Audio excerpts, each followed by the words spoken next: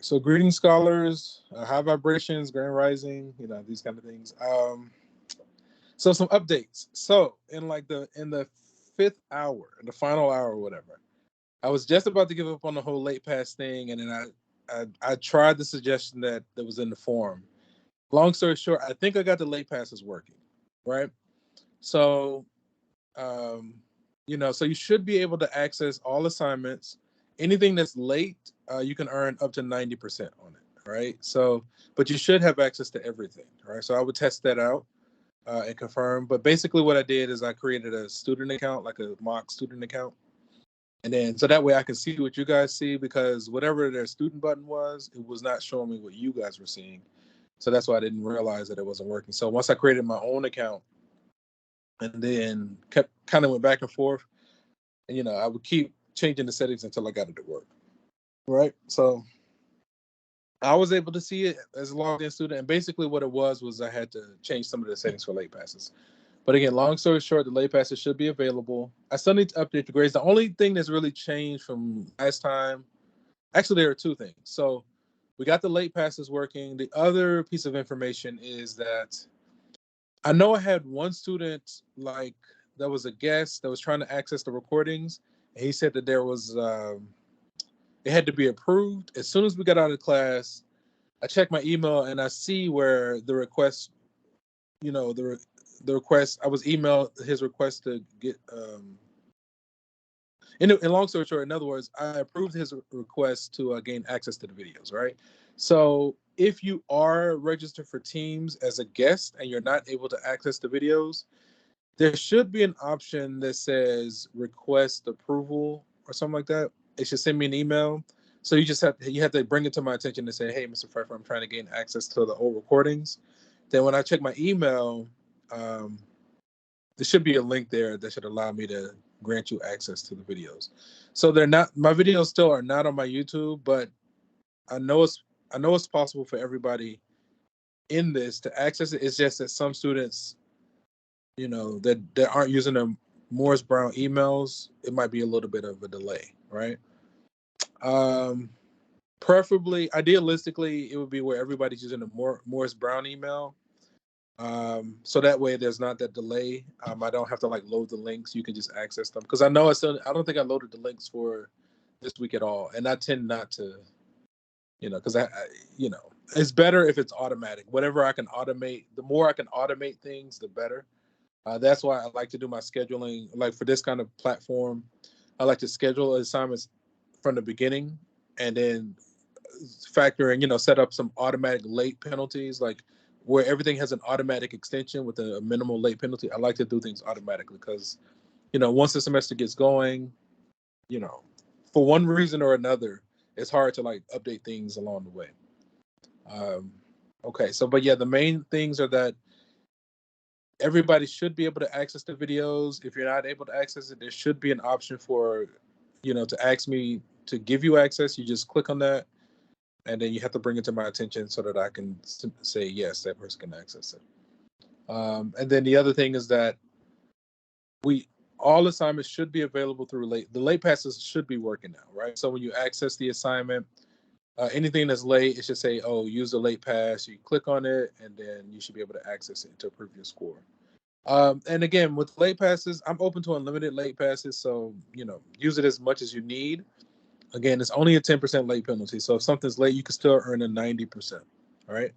And we're almost done, right? We're almost done with week 3. Next week is our last week. All right. We're gonna be done soon. It's quick. You guys are working hard. This is not easy. We go through a lot of content. Math generally within the semester is already a lot. Now we want to take something that's already a lot and condense it down to 4 weeks. That's no joke. It's no joke. Right? But you all are doing it. You're finding a way. So for our purposes, for right now, again, the main thing is that you making sure that you're getting your attendance credit, which you are. If you're in the Teams call right now and you're live, then obviously I'm preaching to the choir. And then yeah, just getting your attendance credit, staying in communication, and making sure to submit your assignments. I'm really grateful that we finally figured out the whole late pass thing and what was going on there. So now we should have access again to everything and a minimal late penalty. One other piece of information is that so our last meeting should be next Thursday, not tomorrow, but a week from tomorrow. Should be June 22nd. And then I think you get like one more week on assignments. So the hard deadline for all assignments is June 30th, right? So the last time we're going to meet together is going to be a week from tomorrow. But then a week after that, plus a day, is the hard deadline for all assignments, okay? Uh, so, you know. And the other thing is I still need to update my open math. If you, for any assignment that says optional, those are actually going to count as your quiz grades, right? Those are actually going to count for our quiz grades, okay? So as usual, if anything is not clear, feel free to unmute yourself. Oh, I know another student brought up about an assignment using another book. I still have to look into that. For right now, just don't worry about that. Because I think it involves like, you guys writing stuff and submitting this stuff. I really just want to kind of keep it all on my open math. So, if it's requesting you to like submit some kind of some papers or something, I might just omit those, right? Like, because I'm just trying to keep it simple for right now. Go ahead. Okay, thank you. Yeah. I'm just trying to keep it simple. So, preferably if I can keep everything in my open math. Yeah, just for right now, just don't worry about that. I'm more than likely I'll probably omit them. If I can find a way to like make it digital like the other ones and keep the format the same, so be it. But I'm really just trying to keep it simple for right now. Okay. So our goal, it's 11:11. Let me see if I can get a screenshot. Let me sure. Nope, that's okay.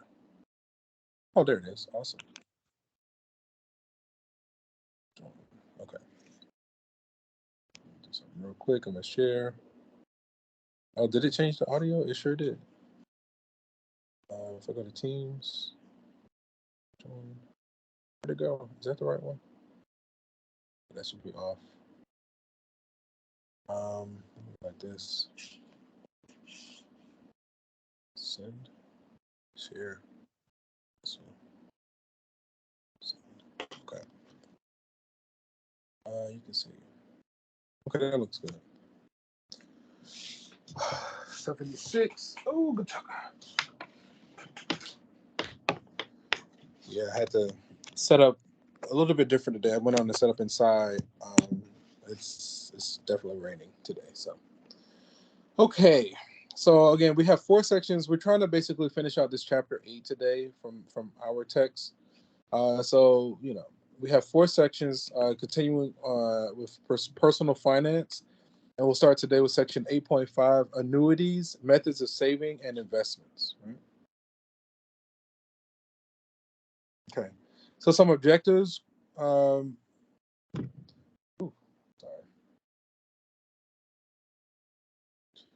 We like to determine the value of an annuity, determine regular annuity payments needed to achieve a final goal, understand stocks and bonds as investments, read stock tables, and understand accounts designed for retirement savings. This is all really interesting stuff. An annuity is a sequence of equal payments made at equal time periods. The value of an annuity is the sum of all the deposits plus all interest paid. Okay. So say we deposit $1,000 into a saving plan at the end of each year for 3 years. The interest rate is 8% per year, compounded annually. Let me see. All right. So at the end of the first year, 10% will be 100. 1% would be 10. So $80. So we're adding $80 each year. Well, for the first year. So at the end of the first year, we should have what? $1,080. And then at the end of the second year, we're adding what? Another $1,000. So 2,080, and we got to say plus 8%. We should write it out. I'm just not doing that right now. I found the value of the annuity after 3 years, but basically it's like, okay, at the end of the first year, we have the $1,000 plus 8% of that, right? And then I think we get like 1080. Then at the end of the second year, we're adding another $1,000. So now we're at what, 2080 plus 8% of that, right? Probably, whatever that is. We should write it out and then find the interest. We'll get a final amount, and then the interest is going to be whatever that final amount is minus $1,000. No, I think minus $3,000 because we're depositing a total of $3,000. I'm going to use my prepared notes, right? So the value of the annuity after 3 years is going to be the sum of all the deposits made plus the interest paid over the 3 years. So at the end of the first year, okay, wait a minute. At the end of each year for 3 years is 8 per year compounded once per year.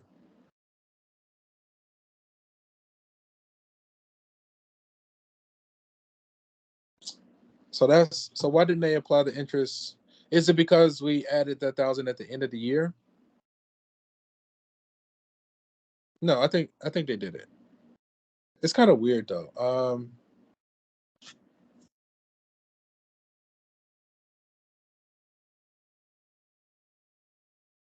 Okay. So it's a little bit different than the way we were describing it a moment ago, but it's essentially still there. So at the end of the first year, we just have the 1,000, right? So then I guess we have to wait for that 1,000 to sit in there for a year. Now we're going to add 8% of that, which is going to be the 1080 plus another $1,000 at the end of the second year, right? So now we're at our 2080, right? So instead of adding another 8% of the 2080, we're at the 2080. So then we repeat the pattern.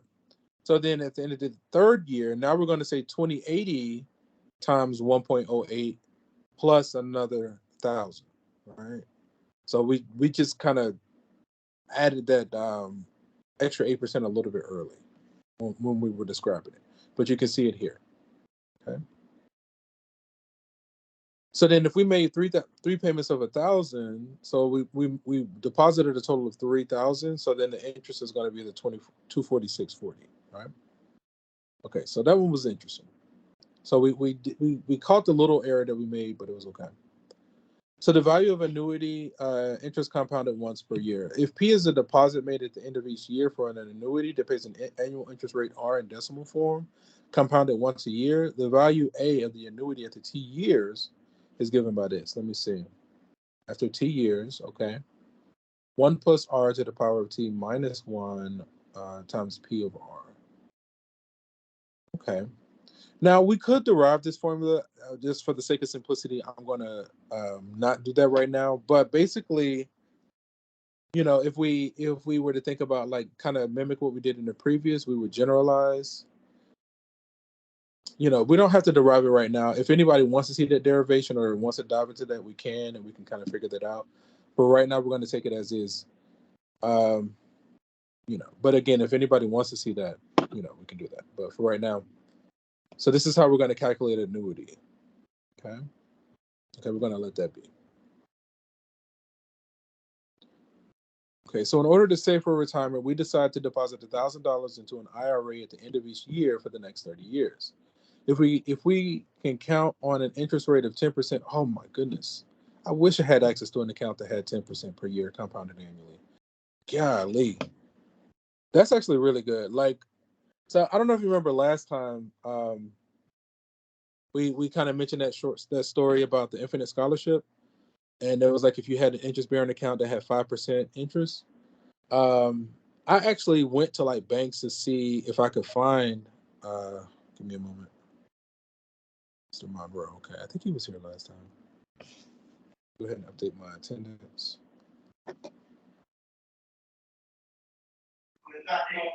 Professor Pfeiffer. Yes. Have you received like any of my emails from yesterday? Yeah. Let's talk about it towards the end.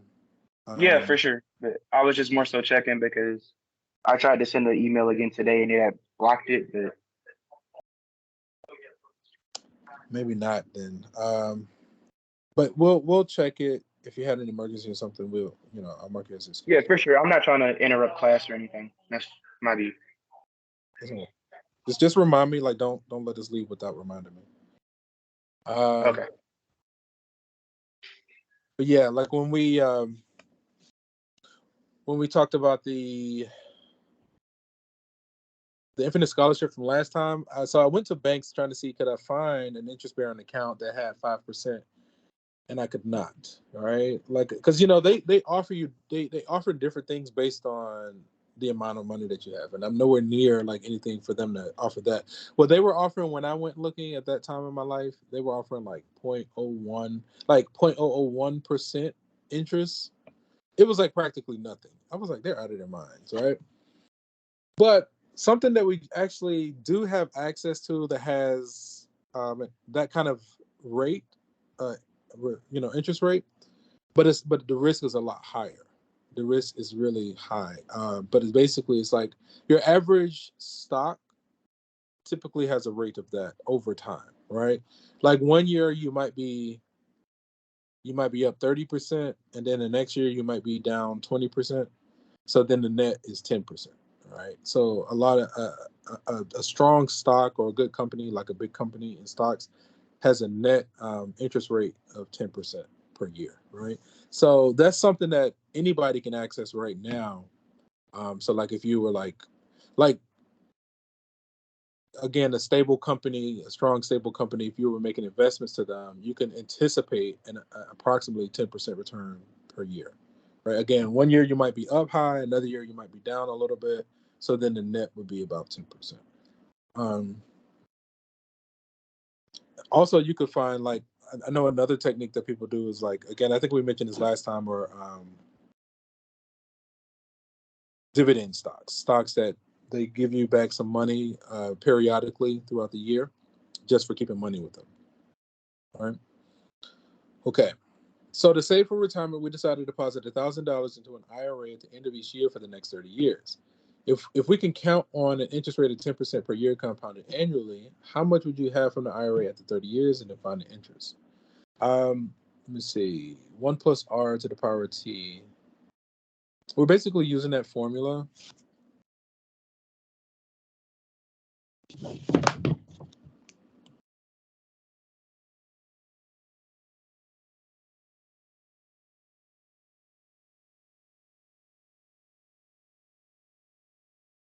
I think this is it. 1 plus R to the power of T minus 1 times P over R is our annuity.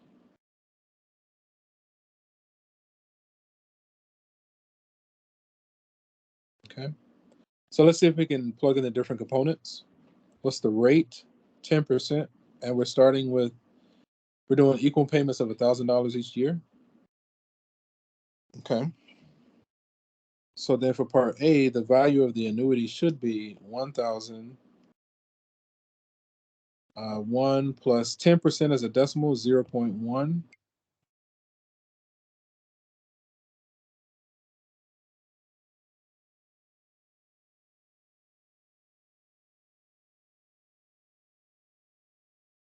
Give me a second.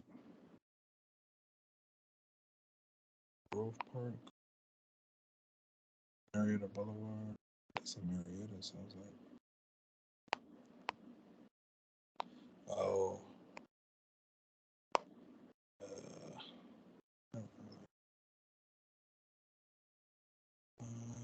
Give me a second. Give me just a moment.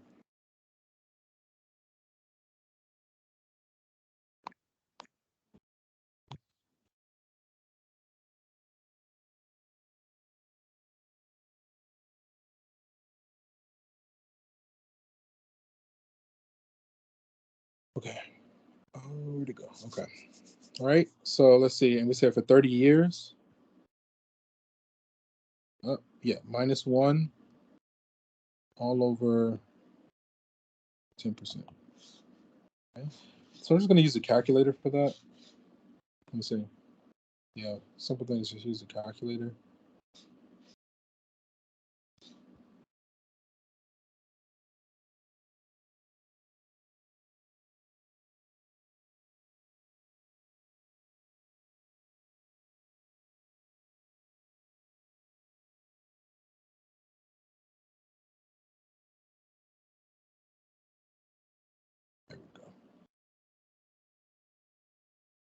Okay. So let's do parentheses. 1,000. Oh, that's not a 1. 1,000. Another set of parentheses. Another set. 1 plus 0.1 to the power of 30. Okay. Minus 1. That closes that off. We also need to close off the numerator. And we're going to say divided by 0.1. Okay. Hopefully we use our parentheses properly. 30 years. Oh. I mean, that's good, I guess. But it just seems like such a long time for that amount, but I guess so. So we get that this is approximately, looks like we get 164,494 and 2 cents.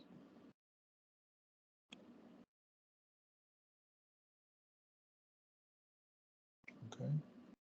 So that's the result we got from part A. So then the interest earned, if he did $1,000 for 30 years,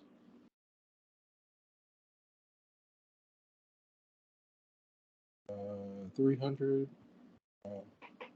30. If you add it's a 3, 1, 2, 3, 4 zeros. So 30,000. Did he really earn that much interest? That's a lot. Yeah, 30,000. It seems like he, on his deposit of 30,000, so he basically would have deposited 30,000 over the 30 years. That's a lot. He earned a lot though. That's actually pretty good. Minus 30, 1, 2, 3. 134,000 is what he earned in interest. Yeah, I guess so. Let's hopefully we did that right. That's really interesting.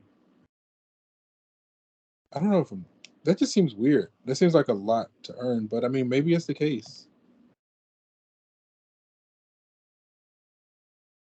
Let's look at our prepared notes and see what's going on. So 494 and 2 cents, right? That's how much interest he earned. Wow. Let's look at our prepared notes and see how do we do. 164, 494, right? 134. So 30 payments of $1,000, a total of $30,000 because the annuity is this. The interest is 134,000. The interest is nearly 4.5 times the amount of the payments. Wow. Like Mama upside down. Wow. That's actually pretty good. Like I told you, when I saw that 10%, I already knew, that was that's a lot, right? You can earn a good amount. But I didn't think it would be like that. If I were to start that now, I mean, I probably wouldn't be able to enjoy it, but if I were to start something like that now, I could leave it to a loved one, right? If I want to do a 30-year annuity or something like that with those conditions. That's interesting. Okay. That was fun. All right. Man, that's a lot. And like the thing that's so interesting about it is like I definitely spend that kind of money. That's like basically $100 a month. Honestly, it's a little bit less than $100 a month. Like if we did $100 a month for 10 months, that would be $1,000 at the end of the year. Right? Which is doable. So basically you're doing like $100 every month for 30 years. Which is really doable. And think about it, these 30 years is going to come and go anyway, right? So if we don't take action, then that's just wasted 30 years. But if we like just take $100, from our monthly check and put it towards something like this, that 30 years is still going to come and pass. But now in that realm, you at least have this like nest egg, right? And the interest earned was like, that was mind blowing. I wish I could find something like that. But the challenge again is finding an interest bearing account with something that's high, that's stable. But if I had access, I would totally invest in that. But again, I'm just a number cruncher. I'm not number cruncher. That sounds like a slur. That sounds like a slur. Shut up, you number cruncher. You stupid number cruncher. No, I'm just a mathematician. I'm just a mathematician. You would definitely want to talk to a financial analyst. Talk to somebody that that really does that, just to confirm. But yeah, if I could find an interest bearing account that earned 10%, I would definitely do something like that. I told you, like, one of the recent videos I saw was this content creator saying that he invested, I think he did $20 a day, which was like $600 for the month for a year, into a dividend stock, and he was talking about his results. Right. So, like, even if I was like being an Uber driver, it's easy to earn $20 in a day, and then you put that proceed towards a dividend stock. If you did that consistently for a year, you could have similar results, right? Um, it's just something to think about, like ways to actually bring these things to life. Okay, because it's totally possible. All it takes is just make up your mind, focus, determination, diligence. Be consistent. You know. Anyway, so if annuity interest compounded n times per year. So I think we've been exploring where we've been doing the compoundings once per year, right? We were just applying the interest once in a year. So what if we apply the interest more than once? Okay, so it's similar to what we had before. Yeah, but then they tack on this -1 over R rand. Okay, that's fine. So if P is the amount deposited, if P is the deposit made at the end of each compounding period, for an annuity that pays an annual interest rate R, wait a minute. Yeah, at the end of each compounding period, for an annuity that pays an annual interest R in decimal form compounded n times per year, the value A of the annuity at the T years is given by this, right? This is similar to our compound interest formula, just that it's just in the terms of annuities where, you make your yearly payment, you make your yearly deposit or whatever. And in this case, the interest is applied more than once per year, like periodically throughout the year. Then this is going to describe the future amount. Okay. So at age 25, to save for retirement, you decide to deposit $200 into an IRA at the end of each month. Okay, so we're making a deposit on a monthly basis at an interest rate of 7.5% per year, compounded monthly. Okay. How much will you have from the IRA when you retire at 65? Find the interest. Okay. I probably should give myself a little bit more space, but I think I can get it to fit here. So the value of the annuity, I think it was 1 plus R over N to the power of NT minus 1 times P over R over N.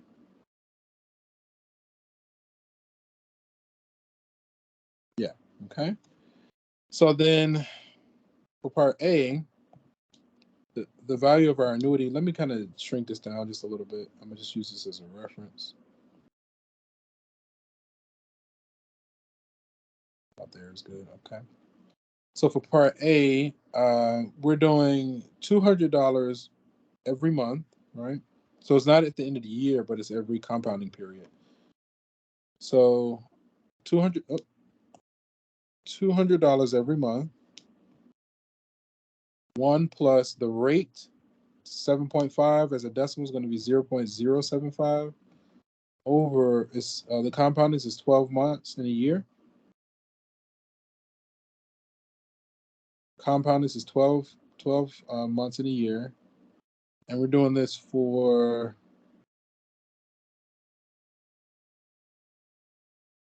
if we retire at 65, what is that, 40 years?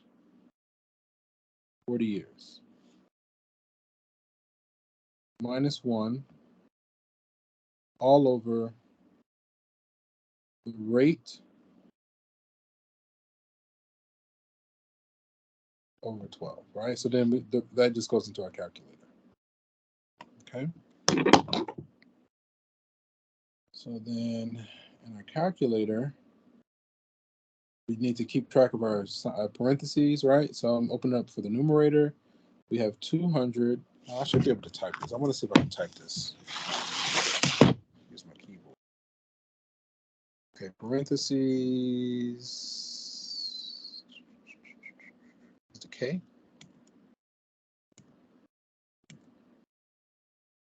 There it is. 1 plus. I guess we can go like this. Nope. Yep, that works. Okay. 1 plus. We got what? 0.075. 0.075 divided by. No, I hit clear. That was not the division. Got to try again. So then parentheses 200 double parentheses 1 plus 0.075. Now division is the M. Cool. Over 12. Close parentheses is the L. Okay. Exponent is H. Okay. Okay. 12 times 12 R. Yes. 12 times 40. Close parentheses. Awesome. Minus. Can I hit this? Ooh, no, that's not the right one. Minus is W. Minus 1. Parentheses. So we're closing off that. And then we need to close off the numerator. Divide is M divided by 0.075 M12. Yeah, cool. I think I did that right. Okay. So I basically was typing this in. It looks good. I'm gonna hit enter. $200 for 40 years. Wow. A little over half $500,000. All right. 40 years. If I were to do that now, I need to get one of these accounts. Get started. And so now I want to say there are some techniques that are aggressive where, like if you're older and you need a return faster, you might not make as much, but you can get to some of these numbers faster. There are some aggressive techniques where you're basically going to be putting in more, Anyway, I just think it's interesting. It's just interesting. So again, here we get approximately 604,764 and 43 cents. Okay. And then the interest. So to find that interest, we're going to say that minus. Now he did what? $200 every month. So times 12 months in a year times 40 years, right? $200 for 12 months times 40 years, right? Let's see. 8 times 12 is 80 plus 16, 96.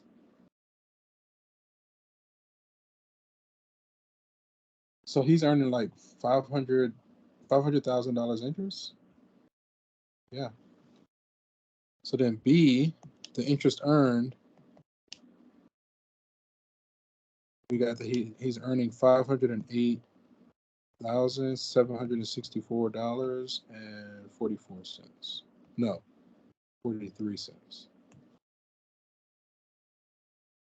Approximately. That's rounded. Both of these are approximations. Rounded.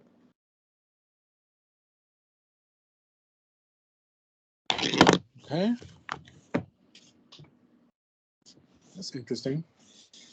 Man, he earned that kind of interest. $200. And again, he's doing that at the end of each month. Yep. That's kind of how I described the last one. I was like, $100 a month or $200 a month isn't too terribly bad. I might try to reach out to them and see if I can sign up for something like this. Yeah, I need to get started. I'm definitely past due. I mean, and again, it's just one of those things. And like if I were to have something like this, I would not like encourage my people to use that for a funeral. I'm like, just do the cheapest. If you could find something free or whatever the cheapest thing is, just do the cheapest thing. Because if I'm gone, what do I care? You know, I'll be okay, right? You know, I did the best I could with my body. If I'm done with it, do something cheap. Take the money and like just either like get a scholarship or get a house. Like take care of yourself. Like to me, that makes more sense than I have a friend that where when her mom passed, that's when she started to realize like how the funeral homes were like taking advantage of her. I mean, they were trying to. She was like, "Why are y'all charging me all of this?" And you don't have to. And so, in some cultures, what they do with the deceased body, they put their bodies like on the top of buildings and let the birds peck at it. Because again, as morbid as it sounds and like weird as it sounds to us, to me it actually makes sense because again, if the person has moved on, you know, they don't have any need for the body. So instead, use that money to like support the people that are still alive instead of spending like all this money on a funeral. Like to me, that makes sense. But I'm unorthodox when it comes to a lot of stuff. So I acknowledge that the way I see things does not resonate with your average bear. So it's just weird, but it makes sense to me, right? So he earned 600. The value of it should be 604,764, right? That's essentially what we got. That's good. And then the interest earned was like 500,000. Yeah, 508. More than 5 times the amount of the contributions, right? The contributions were about 96,000, almost 100,000, but they earned 5 times that amount. That's amazing. I think that's fantastic. Yeah, and it's just making a plan, committing to the plan, sticking with it. You know, so it's kind of weird. Like it was so weird. Like even with my dad, like I remember when he was kind of like planning for his retirement, he was like, "You got to think about how long you're trying to live and how long do you plan to live past retirement, and so you want to have enough money for that." I remember when he said that, it sent chills down my spine, and then he didn't really live that long into retirement, and it was because of like a bad surgery. But that's how these things go. Planning for the future with an annuity that must be made at the end of each compounding period into an annuity that pays an annual interest rate in decimal form. How is this? Oh, okay. So this is the same as what we had before. But instead of giving us the future amount, they basically just solve for P from this formula, right? So we can actually use this exact same formula, but like in the next example, we're going to be like, okay, how much should the person deposit if they want in like 40 years at $100 per month? They want I don't know $1 million or whatever. How much do they need to start with, right? Something like that. Like all again, it's the same formula. They just solve for P, right? That's what this is. Same formula, they just solve for P. This is like taking way longer than I would like it to. I think I'm gonna just use my prepared notes. I'm gonna leave this one as an exercise because it's kind of a repeat. Oh, 283. So basically, it's $287 a month. So about $300 a month deposited into this account. So, like for instance, with this one, it says, suppose that once you complete your college education and begin working, you'd like to save $20,000 over 5 years. Okay, that's not bad at all. That's like a car payment. $20,000 over 5 years to use as a down payment for a home. Okay. So we anticipate making regular end of the month deposits into an annuity that pays 6% compounded monthly. How much should you deposit each month? Right. So we want $20,000 after 5 years. We have an interest rate of 6%. All right. How much of the 20,000 down payment comes from deposits and how much comes from interest? All right. So if we're making payments of 287 every month for 5 years, you would say, so the amount that we're putting forth over 5 years will be 287 times 12 times 5. Hey Siri, what's 287 times 12 times 5?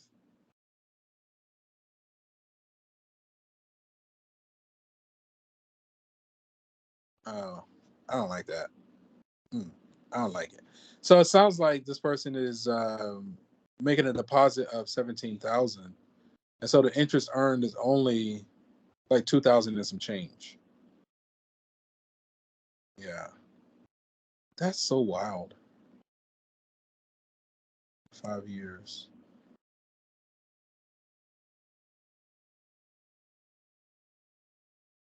Let me look. Let me go back. Mm-hmm. 6% compounded monthly. Let me check one other thing.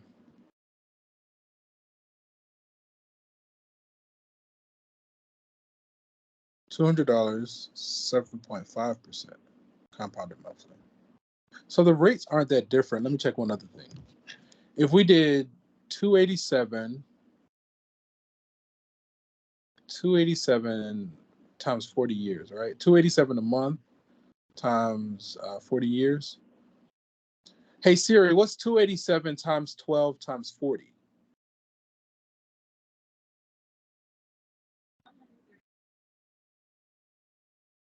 Okay, that makes sense, right? So in the next example, right, um, he's paying a little bit more every month, and then after 40 years, it's only like 100. It was 137,000, right? Where this one was 96,000, but he was able to multiply his deposit by five with this one. But notice that this interest rate is a little bit higher. This one is 7.5%, whereas in this other example, the interest was like 6%. So it's just interesting. I was just kind of playing with the numbers. So he's paying a little bit more and making a little bit less. So I totally resonated with the other one. Like that's doable. $100 or $200 every month. I was already kind of like doing that, but you have to be disciplined and like it's kind of like a trick of the mind where when you make the deposit, either you make it automatic so you don't see it, or you have to use it as in tell yourself the money's gone. Where if you put it in an account or whatever, you say, "Hey, I've already spent it," and so you just don't touch it. Because if you touch it, then you're basically starting over, right? But this is interesting, and it's like a game. It's like a game. I don't know if I would call it a finish line or anything, but it's just interesting. It's just interesting, and Lord knows, like I'll spend money on games, like just crap, wasting money. $100 here or there, and just like I look back, I was like, man, what did I buy, man? That was a waste. And so I'm at the point where I was like, okay, that's enough of that, right? It's clearly a waste. And like if I were to take this $100, and like put it into some kind of savings account like that though, but you got to have decent interest rates. I feel inspired to go and look and see can I find some of these now. Yeah, so he the interest earned over those 5 years was only like just shy of $3,000. That's interesting though. Okay, I don't know about you, but this is like I like this kind of stuff. Like you know, like I feel like we do need to talk about this, especially like you know on a bigger scale. People like need to know how to have some sense of thinking about long term instead of thinking about. I know, but we struggle. I know I struggle just trying to get to the next day, let alone trying to think about generations. You know what I mean? But some people they build things with the intent of it lasting for generations. All right, you got to start to expand your consciousness and think differently, think bigger. You know, most people get to a point in their life where they they want to leave a legacy. Like, what kind of legacy are they trying to leave? And I'm honestly at that point, even though I don't really have anything for myself, but I still have that urge to be like, okay, what could I build that would last for generations? Like, I can't help but to think about it. Anywho, I have some plans and techniques, but I just got to keep working on them. So let's look at some investments. It says when depositing money into a bank account, you are making a cash investment. Okay. The account's interest rate guarantees a certain percent increase in your investment called its return. Other kinds of investment that are riskier are called stocks and bonds, right? So I think earlier I said, you can't expect a higher rate of return, but also your risk is also greatly increased, which means that there's a potential that you could lose the money, right? The chances of you losing the money are much, much higher It's like a stock or a bond, right? So investors purchase stock, shares of ownership in a company. For example, if a company has issued a total of 1 million shares and an investor owns 20,000 of these shares, that investor owns 2% of the company, right? Any investor who owns some percentage of the company is called a shareholder, okay? Buying or selling stocks is referred to as trading. Stocks are traded on a stock exchange. There are two ways to make money by investing with the stocks.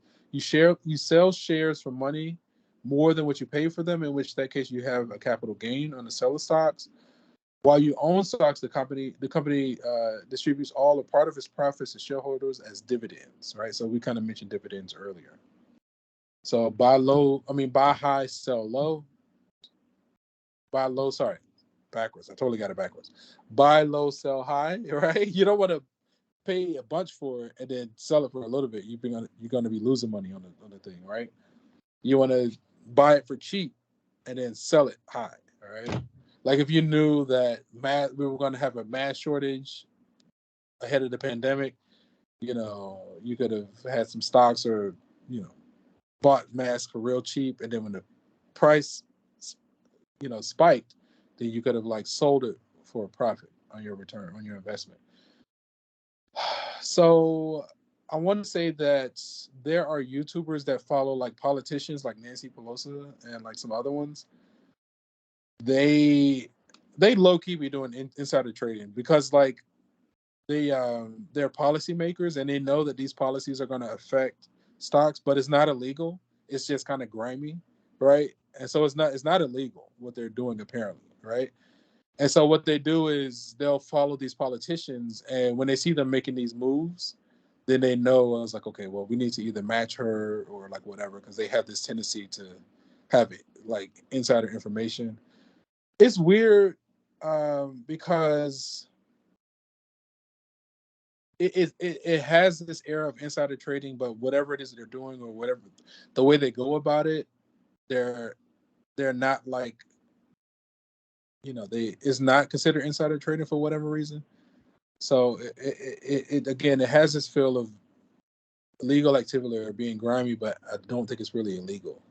So it's like frowned upon, but they make a lot of money doing this. Like on top of having a six-figure salary, like $300 salary, $300 a year salary as a politician.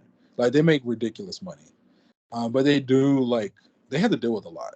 They have to deal with a lot too. But I don't know. Maybe I could do it for like a couple of years, just to like stack and then disappear, and go off and do something else. All right, just thinking. Okay, so that was interesting. And then bonds. So in order to raise money and dilute the ownership of a current stockholder, companies sell bonds. People who buy a bond are lending money to the company for which they buy the bond. Bonds are a commitment for a company to pay the price and pay the price an investor pays for the bond at the time it was purchased, called the face value, along with the interest payments at a given rate. A listing of all the investments that a person holds is called a financial portfolio. Most financial advisors recommend a portfolio with a mixture of low risk and high risk investments called a diversified portfolio. Okay. Oh, I thought we were almost done. We still got 10 slides. Okay. So reading stock tables. Daily newspapers and online services give current stock prices and other information about stocks. A 52-week high refers to the highest price at which a company traded during the past 52 weeks. 52-week low refers to the lowest price at which a company traded during the past 52 weeks. Stock refers to the company name. SYM refers to the symbol the company uses for trading. DIV refers to the dividends paid per share to stockholders last year. YLD percent stands for the percent yield. Volume 100 stands for the volume in hundreds. Okay. So we got the volume in hundreds, the percent yield, the dividends, the symbol, the stock, the 52-week low, and 52-week high. Okay, reading stock tables. Okay. So the high stands for the highest price at which a company's stock traded yesterday. The low stands for the lowest price at which the company's stock traded yesterday. The close stands for the price at which the stock traded when the stock exchange closed. Net change stands for the net change. PE stands for the price to earnings ratio.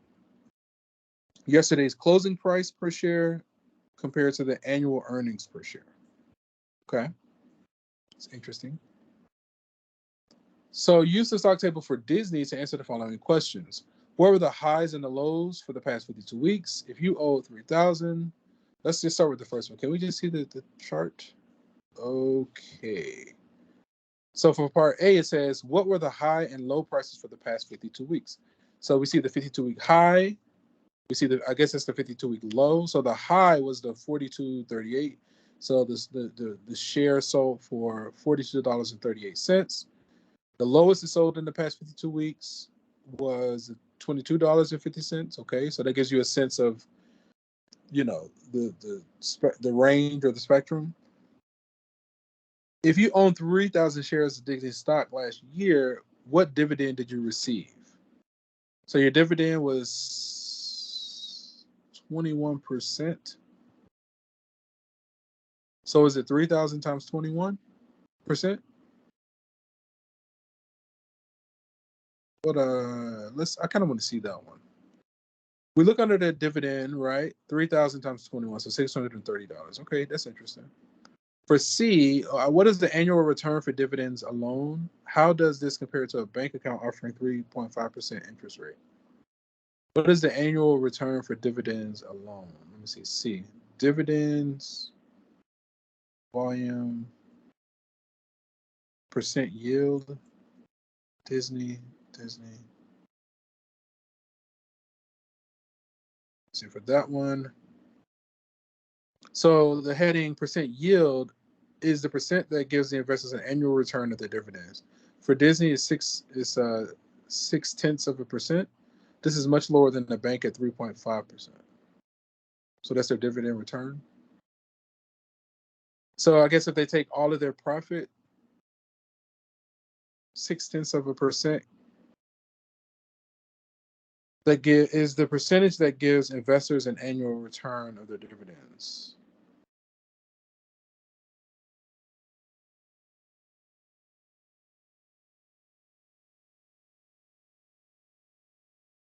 I want to see more about that. I have a few more questions, but we're going to let that be.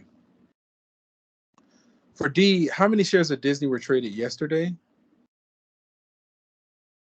How many? The net change, the high and the low, volume. So I think that's the 115,900.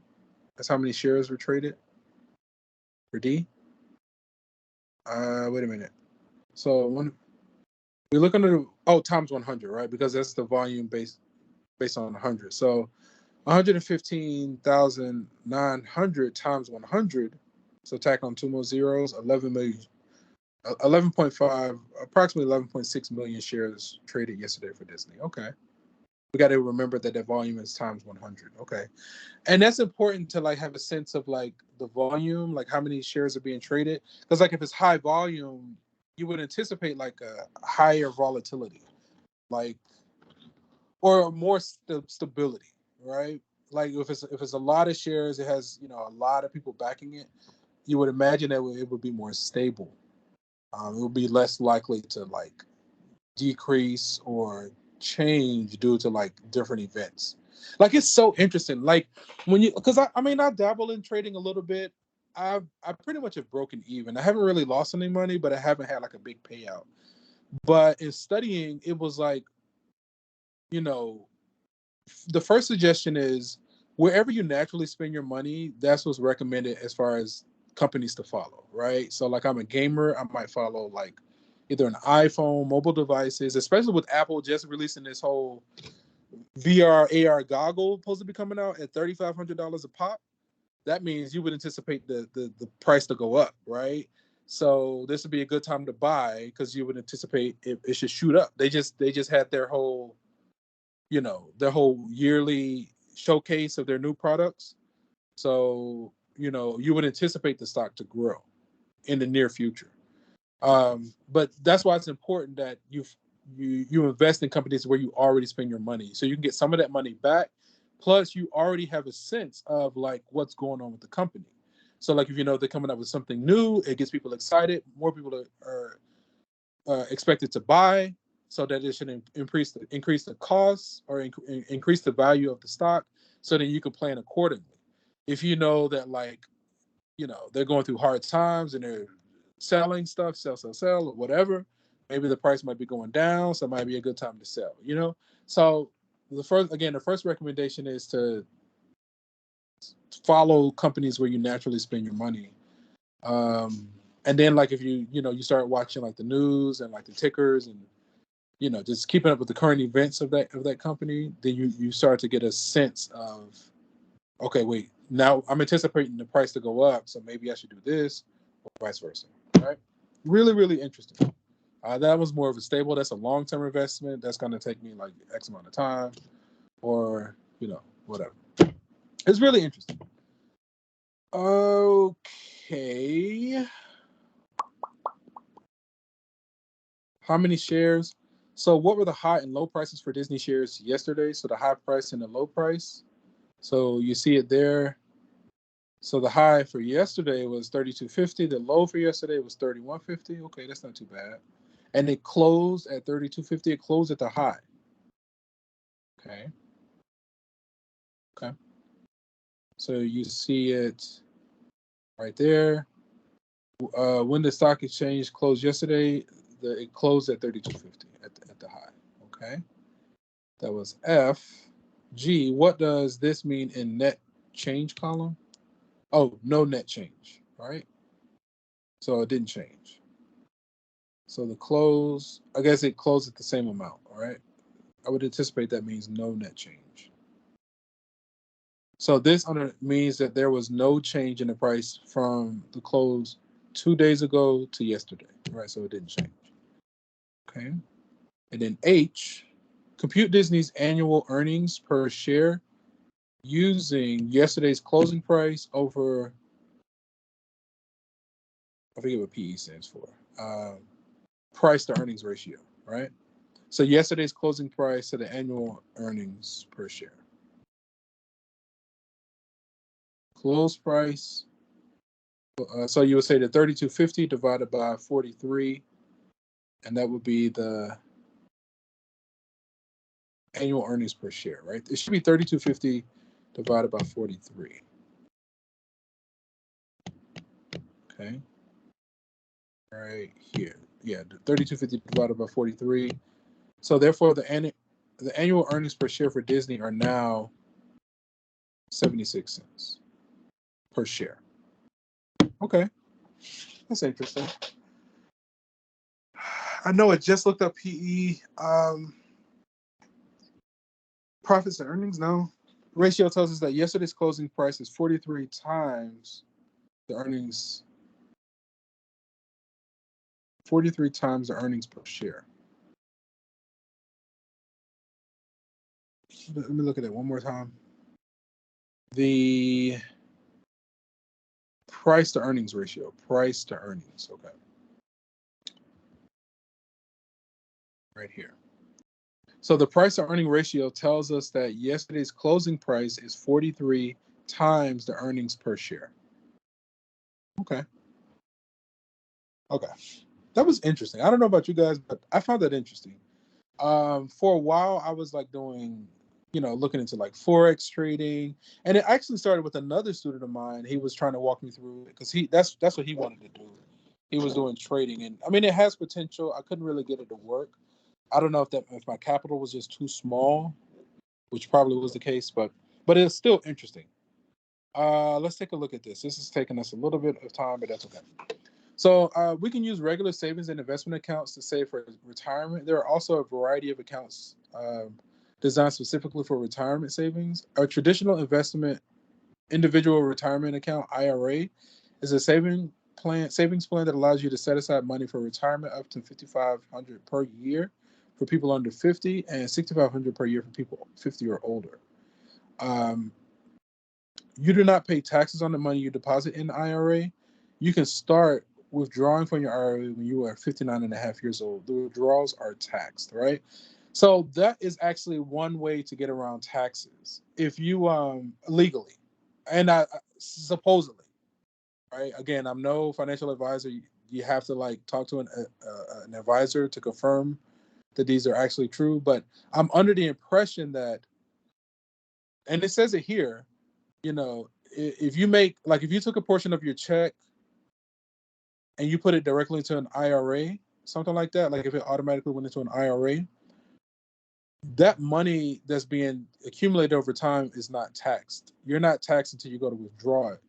But if you try to like get paid, like get those payments now, then you're taxed on it, so you have less of it. It's something like that. It's a weird. I had to look at it and think about it a little bit more, but it's like tax deferred, or it's kind of a way to get around taxes for a little bit. And when you crunch the numbers, you come out a little bit more favorable with the IRA versus when you're taxed right now. Right? It's something like that. Like if you try to save your money that goes into your account after payment, that money you have to pay taxes on that, right? Versus if you put it in the IRA, you're not taxed on it until you make the withdrawal. It's that's essentially how it goes. It's really interesting. It's something to look into. I guess this is the last slide. Okay. A Roth IRA is a type of IRA with slightly different tax benefits. You pay taxes on the money you deposit into the IRA, but then you can withdraw your earnings tax-free when you're 59 and a half. Maybe this is the one I was considering. It says you pay the taxes going into the IRA, but then when you withdraw it when you're 59 and a half, then you don't have to pay taxes. So one of them is tax deferred. One of them is you pay your taxes up front, and then you don't have to pay taxes on the back end. Although your contributions are not tax deductible, your earnings are never taxed, even after withdrawal. Wait a minute. You pay taxes on the money you deposit into the IRA, but then you can withdraw your earnings tax-free when you're 59. Although your contributions are not tax deductible. Oh, because you're earning interest, right? So you're getting taxed on a smaller portion, but you earn interest and you don't have to pay taxes on it, right? Versus, if in another account, if I had an interest-bearing account, not only am I paying taxes on that money earned, I'm paying like all these taxes along the way. But with this one, you're earning all this money that's tax-free legally, right? There is a way. I know that's one of the whole things with these retirement accounts, these IRAs, is that you can earn money tax-free. That's the whole point. But it's a legal way to go about it. I'm not talking about anything illegal. Employer-sponsored retirement plans, including 401ks, 403b plans, are set up by the employer, who often makes some contributions to the plan on your behalf. These plans are not offered by all employers and are used to attract high-quality employees. Okay. Now, I don't, anyway, interesting stuff. Something to consider, to look into. It took us a little longer to get through that, but I thought it was interesting. Let's share a copy of this with you all in box. So this is the summer, not the instructor version, but this one, lecture notes, the completed notes. Man, we have been working hard or hardly working, right? Send it here, dad jokes. Okay. All right. So that was that one. Let's go ahead. We have a little over an hour remaining. Let's keep going. I think we still have 3 sections we're trying to get through today. So we just did 8.5. So let's take some time to look at 8.6 cars. All right, we're going to go to view, single page. Okay. But I really appreciate these topics. Like, these are really interesting to me. And like, I feel like the average person doesn't necessarily, I don't expect the average person to be able to like follow this kind of stuff, but it's a good idea to try to follow it as best you can, right? Most people will get like an analyst or an accountant or somebody like that can like crunch all this stuff for them and explain it, and offer suggestions. It's just interesting, right? But obviously, the more you can do on your own, you can save money, and like when you're privy to like certain information, then you can like make certain kind of moves or whatever. That's neither here nor there. And like everybody can actually do it. We just have to sit down and make a plan. And like first, we have to gain access and be aware of certain things, accounts and whatever. And then you just have to make a plan and stick to it, and make a plan that's like feasible for you, something that you can digest, that you can handle, and you can commit to. You know what I mean? And this is how we start to build generational wealth. Yeah, this is what people do. Some people do this for a living, though, this kind of stuff. So some objectives here, we're going to be talking about cars. We'd like to compute the monthly payment and interest costs for a car loan, understand the types of leasing contracts, understand the pros and cons of leasing versus buying a car, understand the different kinds of car insurance, compare monthly payments on new and used cars, and solve problems related to owning and operating a car. So a loan that you pay off with weekly or monthly payments or payments in some other time period is called an installment loan. The advantage of an installment loan is that the consumer gets to use the product immediately. The disadvantage is that the interest can add a substantial amount to the cost of a purchase. Yep. Let's begin with the car loan, in which we make regular monthly payments called fixed installment loans. The regular payment amount, PMT, required to repay a loan of P dollars paid N times per year over T years at an annual rate of R is given by this guy. Okay, let me see. Payment, PMT. What is PMT? Payment formula for installment loans. Okay, so for a PMT, we're doing this. Suppose that you decide to borrow $20,000 for a new car. You can select one of the following loans, each requiring regular monthly payments. 3-year loan at 7% or 5-year loan at 9%. Find the monthly payments and the total interest for loan A. Find the monthly payments and the total interest for loan B. Compare the payments for the two loans. The rate, compoundings.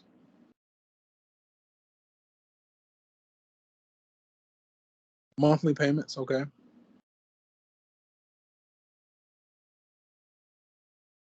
So to repay a loan of P dollars paid N times, so N is what we would be solving for. Can we really solve for N in that?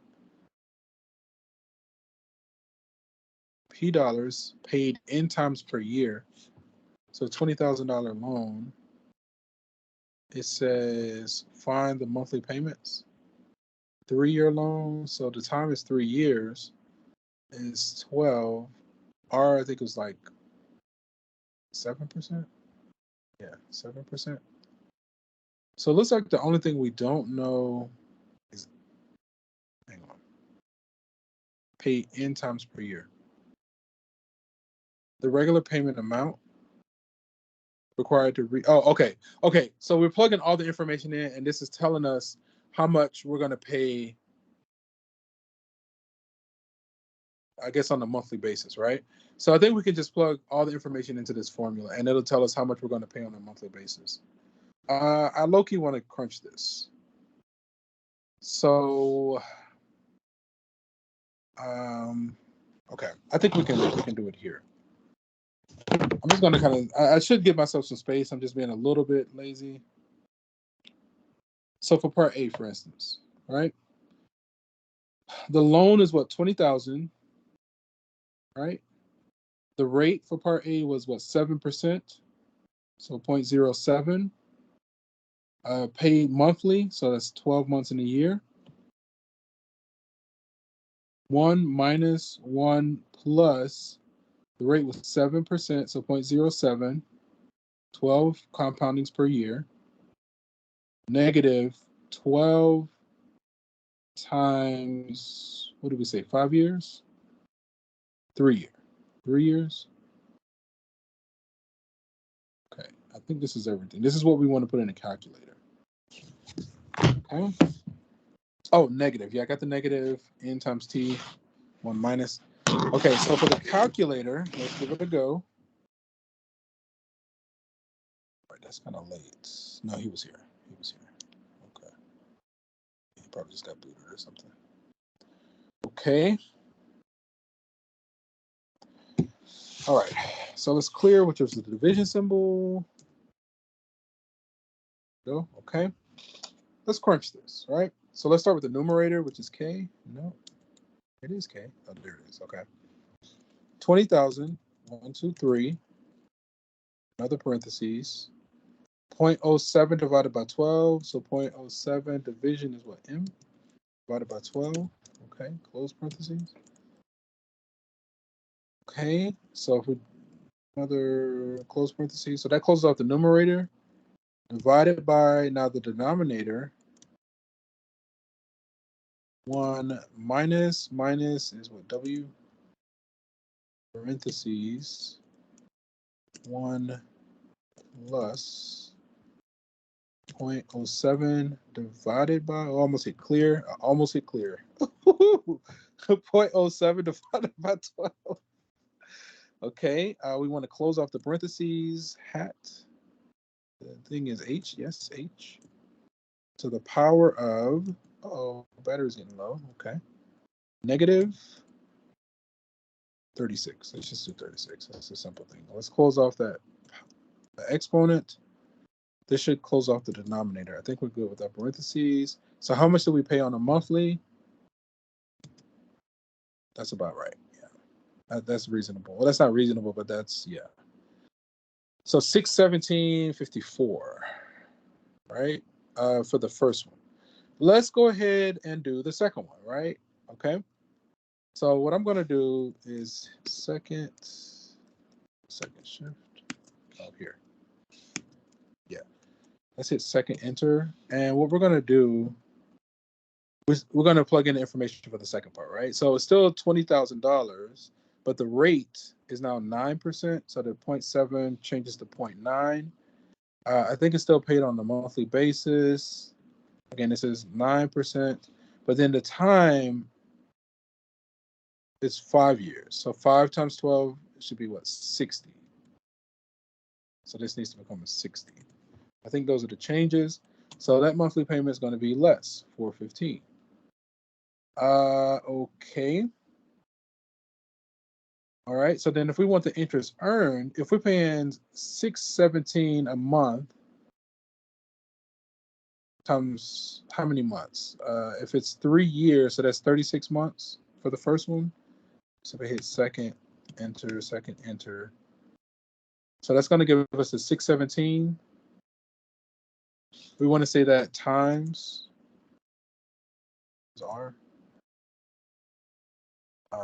12 times 3 is 36, so times 36 months. So we would have paid an additional $2,000 for that first one in interest. I think that's it. Yeah, right? So that was that one. But if we call on this one, and this one is for 5 years, so we have our monthly payments times 60 months. Okay.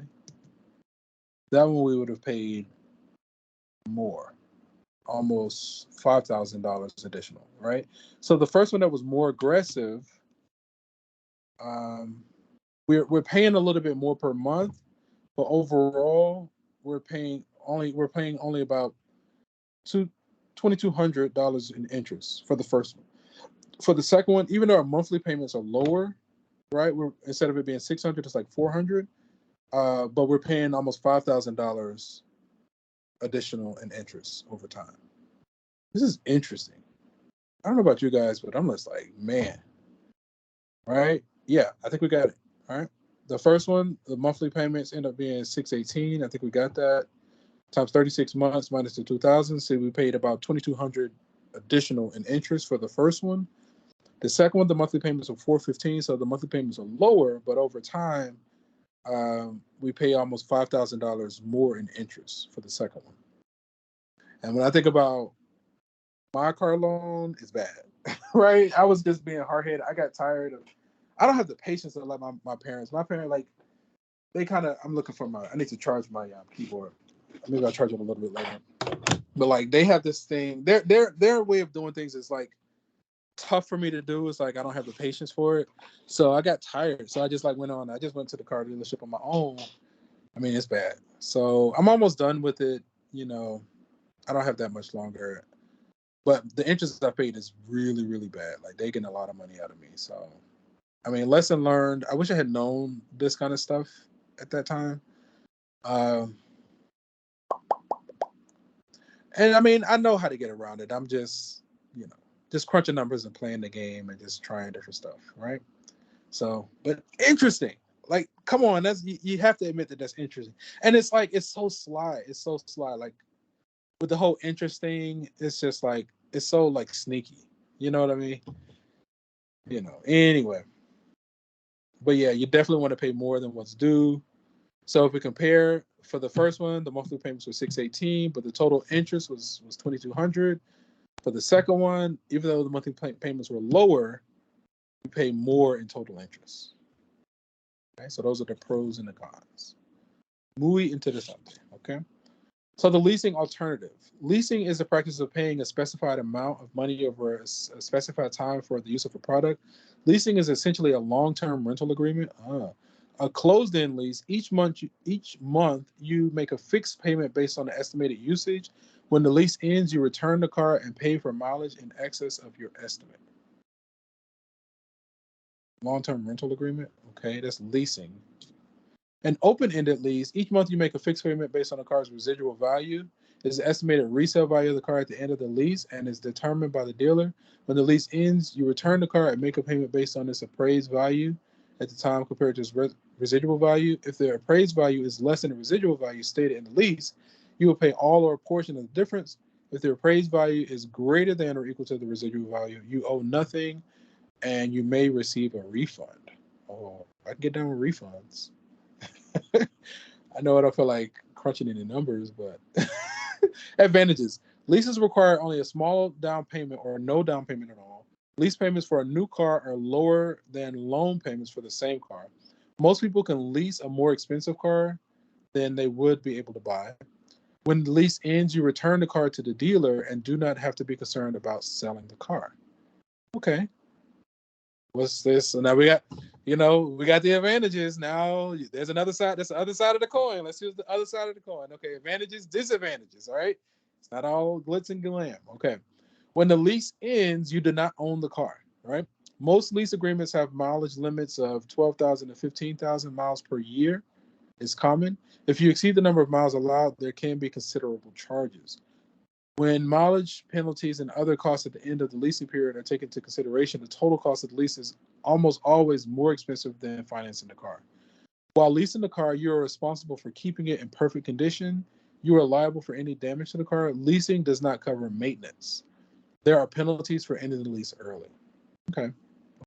So a long-term rental agreement. That's what a lease is. Okay. So then auto insurance. Man, I needed this class, like about 6 or 7 years ago, something like that. Oh man, like none of my professors ever talked. Nobody ever talked about anything like this, and it was all like abstract stuff. Like it was just crunching numbers and thinking about the ways that numbers behave. But this is very practical. Like most people would at some point like to own a car, and even if you don't know how to crunch the numbers, at least if you're aware of this stuff and like know that, okay, wait a minute, this could happen or that, or this means that, and, at least just having some awareness of it actually makes a big difference. Auto insurance. So when you purchase insurance, you buy protection against loss associated with unexpected events. Different types of coverage are associated with auto insurance, but the one required by nearly every state is liability. There are two components of liability coverage. Bodily injury liability covers the cost of lawsuits if someone is injured or killed in an accident in which you are at fault. Property damage liability covers damage to other cars and property from negligent operations of your vehicle. Okay. So one of them sounds like if you are driving, it sounds like the property damage might be the case if somebody else is like driving your car or something. That could be the case. All right, let's keep going. So collision coverage pays for damage or loss of your car if you're in an accident. Comprehensive coverage protects your car from perils such as fire, theft, falling objects, acts of nature, and collision with an animal. Okay, that makes sense. It's comprehensive. It covers more things, okay? Suppose that you're thinking about buying a car and have narrowed down your choices to two options. The new car option costs $25,000 and can be financed with a 4-year loan at 7.9%. The used car option, a 3-year model of the same car, costs $14,000 and can be financed with a 4-year loan at 8.45%. What's the difference in monthly payments between financing the new car and financing the used car? So it sounds like we're going to use that PMT thing again. Maybe we can. I think we can just use the calculator, like, because I think we still have it saved, right? Let me. I know my battery's getting low, but I'm gonna just go for it anyway. So I'm gonna pull up the one that was the 30, which is this one, but I'm gonna get rid of this tail end part. I want to delete. I don't want to clear. Delete. Load. ABC. Where is the alert? It's not that button.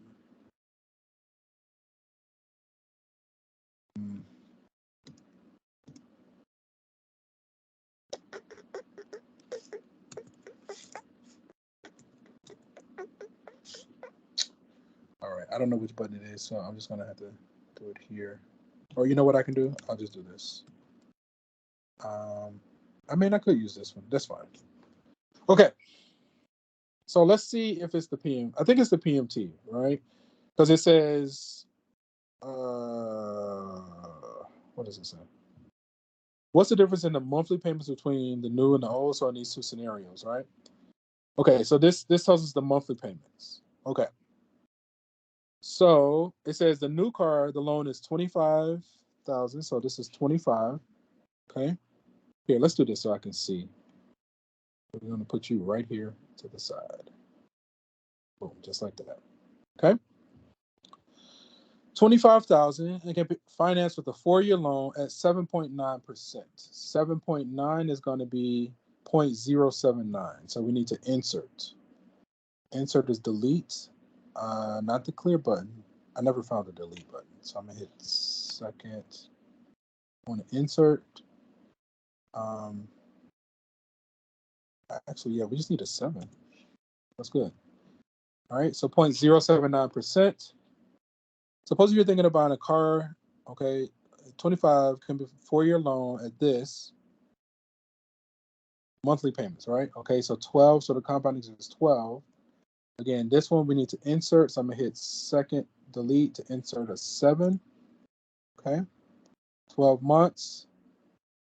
And then I think it's compounding times the number of years. So it's 12 times 4. 12 times 4 is what, 48?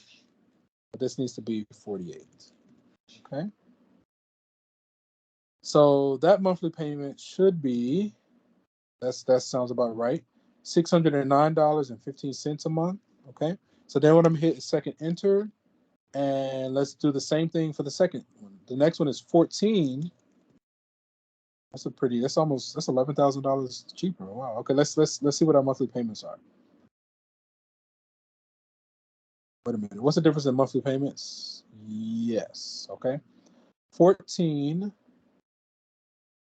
4-year loan, 8.45. So we need to insert. I'm gonna hit second, delete.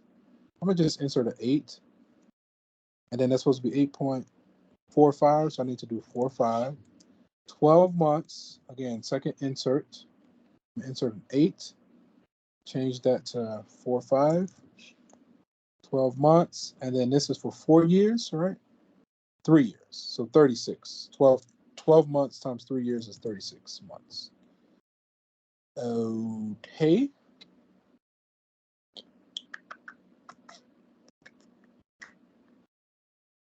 Okay.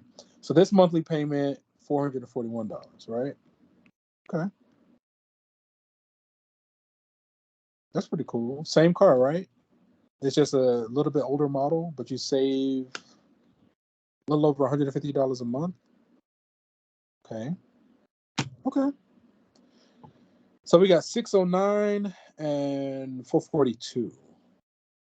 609, you see it there. We made a mistake here. Oh, is that supposed to be 4-year loan? I thought it was 3 years. 3-year. Oh, 3-year-old model. 4-year loan. Okay.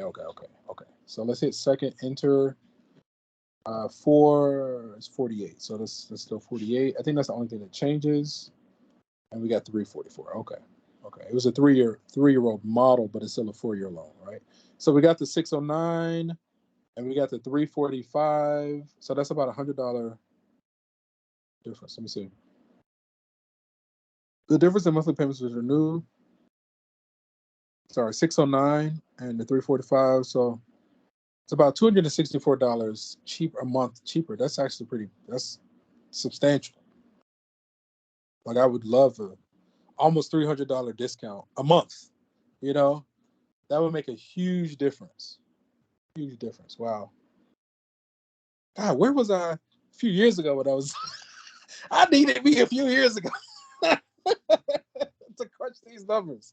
Because it makes sense. But part of it is I know my learning style and it's kind of rough, but I tend to learn through experience. Like I got tired of like things being abstract and hands off. I knew that like if I just threw myself out there, it would make sense to me. And that's exactly what happened. I'm learning that that's my learning style, but I can't always do that because sometimes it makes me vulnerable. It can be kind of like I get myself in trouble sometimes, right? But that's how I learn is through experiences. Like theorizing and hypothesizing and all of this is fine, but it seems very like um, distant. Like I don't have a connection to it. But then when I actually go and do it and I feel it, I was like, God damn, this is annoying. Like these things is fucking expensive. Like pardon my French, but you know, it's like, yo, what's going on? And when I crunched the numbers, I was like, yo, I've already paid for the car, but it's all gone to fucking interest. Like, goddamn, you know. So it's like, so then when you're aware, it's like, okay, you got to crunch those numbers a little bit better, be aware of this stuff ahead of time. You know, you can actually do it and make a savvy move. And there are some other things. I mean, it goes deeper. Like this is just setting things up, but then once you get it set up properly, then there are other maneuvers that you can do. Like it's so interesting to me. It's so interesting. Okay. Anyway, sending chill stuff is fine. So it's nothing here nor there, right? It doesn't really mean anything. It's just interesting. Okay, that was fun. Let's keep going. Can we go? Yeah, that looks good. The money pit of car ownership. Lord, tell me about it. I know. And again, like basically things that I'm trying to do, I'm trying to automate. But like for instance, I have this car. I got the car specifically for using like Uber and Lyft and rideshare and stuff like that. I got it specifically for that.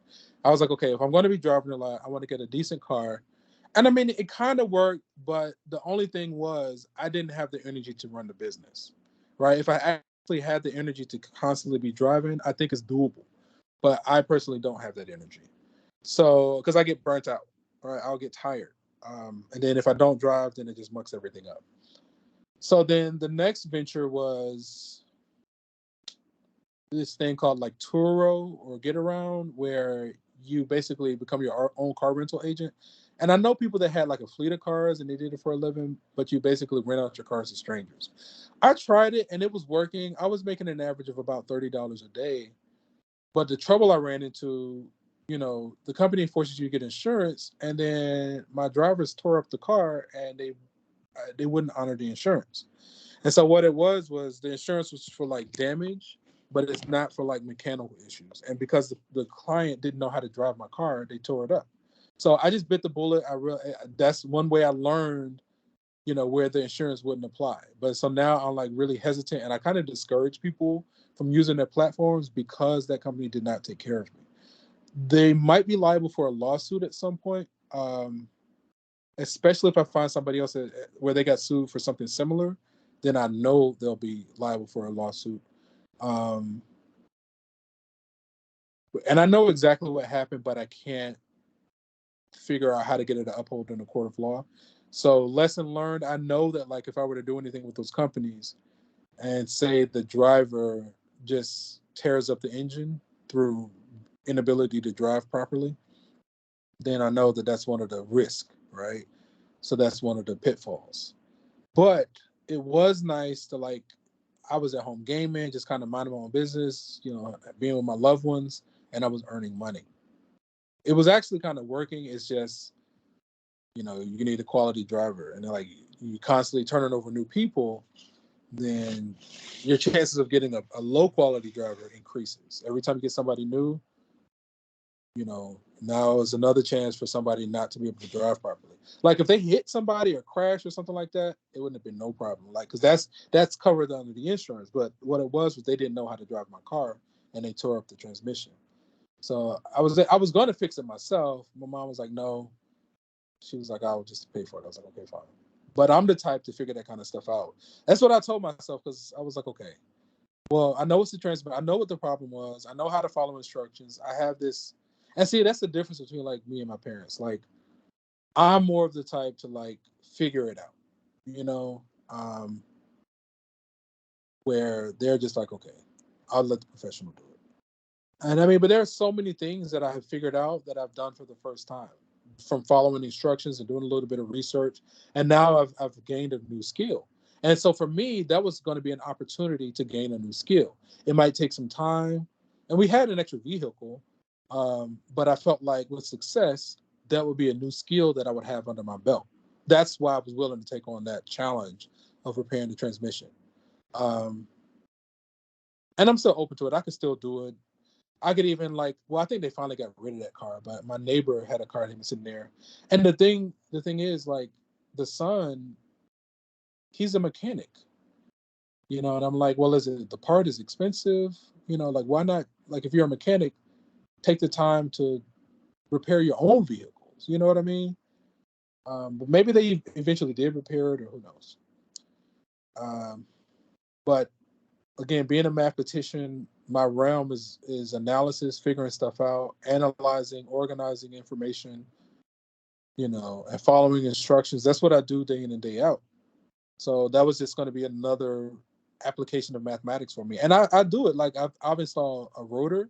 I remember the first time I installed a rotor, I just went online, followed the instructions. I found like a YouTube, uh, somebody on YouTube gave instructions, and it worked. I mean, the only challenge I really ran into was there was a screw that was like destroyed, and I couldn't get it out. And they were like, you have to like get a drill and completely obliterate the screw to destroy it, to remove it, and then you can get the part off. So I got another tool and worked it out. So it worked, but I was able to do it. I actually was able to install a brand new rotor. I know how to do brakes. I know how to change my own oil. My dad showed me a lot of this stuff, but I know how my mind is. Like, it's a tinkerer. That's how I am. So at some point, I do intend to start gardening, carpentry, like building, like a shed, or maybe a guest house or something like that. Like, that's what I want to do. I want to start building, maybe install like some solar panels, become self-sufficient, sustainable, stuff like that. I don't know about cleaning my own water, but I know I watched this presentation where this person cleaned their own water system. So it gets a little bit trippy, but I get the sustainability aspect of that. I'm more of the type to maybe like collect rainwater, but you have to look into the laws for that. Like, again, I think I mentioned once before that some places don't allow you, like, it's illegal for you to collect rainwater. I'm like, are you serious? But yeah, you have to like, and you can't like I think we have a creek in our backyard, and we can't build within like 30 feet of the creek. But like, to me, what I was thinking was like, get a tiny home and just put it on the property, and you can rent it out, and it's perfect for Airbnb. I know that there's a community somewhere in the city of Atlanta. There's people of color. They bought all this land and they put a whole bunch of tiny homes on it. So it's like a tiny home community. I don't know if they just rent them out periodically. I don't know the dynamics. I don't know if people live there long term, but it's doable. A tiny home would cost you. You could find a high quality luxury tiny home for like $10,000. I have definitely had $10,000 come through my hand a couple of times. Right, I could have been purchased a tiny home, and that's why like land ownership is so important, because if I don't have a place to put it, you see what I'm saying? Now it's more difficult to build. But when you want to start looking into like, building generational wealth, you need to own some kind of land. It's difficult to do that without having a place to build and store and secure and defend, right? If it's like digital, or if you don't have a place where it belongs, then you're kind of vulnerable, right? This is just me talking. I'm no financial analyst. I'm not an advisor. You still have to do your own research and dig. I'm just trying to bring some things to you all's attention for you to do your own research, to dig yourself, and to see what can you bring to life. Um, it's more, but you guys get a lot of my philosophy and stuff just by listening in on these. And I just share it because if I'm like, okay, if I'm not going to do it, I want to encourage somebody else to do it. Somebody else might be able to have more success than me. As long as people are doing well, one of the strategies for becoming wealthy or successful is you don't ask how I can earn $1 million. A better question is how can I serve 1 million people? If you serve 1 million people and if each one of them paid you $1, that's $1 million. You know, so and there are people doing it. One of the people I follow, I think I mentioned him before on YouTube, is Infinite Waters Ralph Smart. He's a psychologist, but he just took his knowledge and his content base and he made it digital, like a video blog. And it's a self-help guru, so you can watch his videos from YouTube at any time, and they're really, really powerful. It's like how to navigate relationships, how to let things go, how to de-stress, how to navigate this realm, and it's free. But because he has 2+ million subscribers, then YouTube pays him millions of dollars for those subscribers. You see what I'm saying? And he is consistent. Now I feel like he's kind of gone down in the recent 5 years or so as far as the quality, but he is consistent about posting videos almost daily. Like he's like one of the most consistent. I haven't watched him lately, but I used to watch him like a lot. But that's neither here nor there. Let's get back on task. It's just really interesting stuff. And again, just trying to encourage you all to consider some of these different techniques, and maybe you can get it to work for you. I haven't gotten it to work for me, but I know that there's potential. You don't really need all of these different techniques to work. You just need one of them to work. If one of these works, it can be life transforming, or it can really change somebody's life. If one of these different things that I'm talking about actually works, it can really transform somebody's life, right?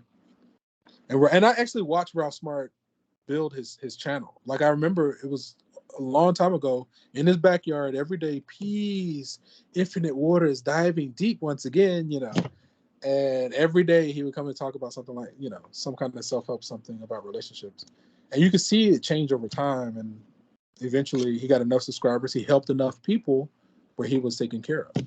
So I'm doing it my own way, trying to do it through mathematics. I've been avoiding gaming and stuff like that for whatever reason. I feel like that's done enough.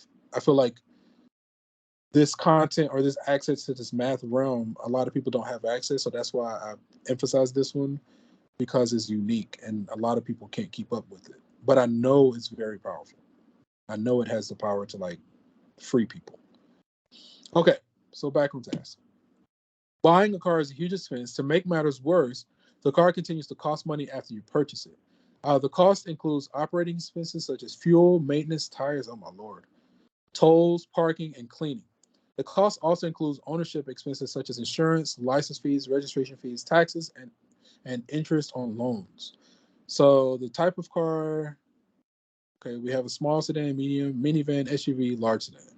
Cost per mile, okay, cost per year.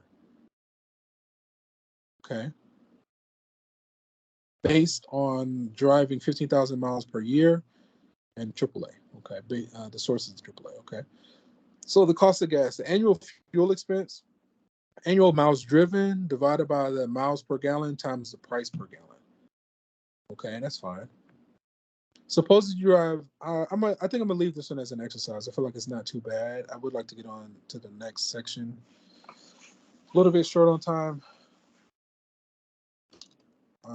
Yeah. Kind of been talking too much too.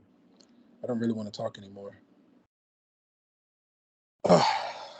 Give me just a moment. I'm go ahead and make a copy of this available for you all. I'm gonna open up the next section.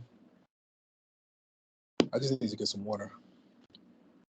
So that was about cars, all right? We're gonna let that be for now. Go to view, single page. Give me just a moment, I'll be right back.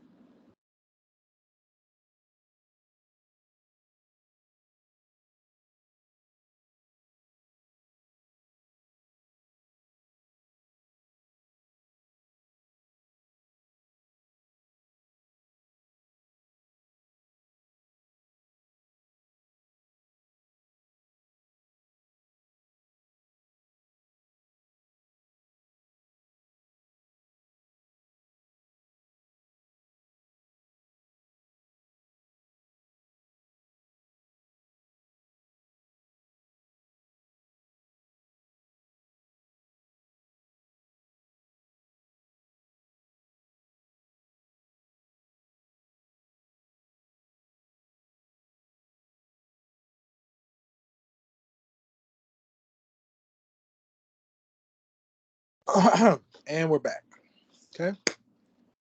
So we have right at about an hour remaining. So that gives us about 30 minutes per section. So we have this section. Is the other one extra? No, I think we need to go through these, right?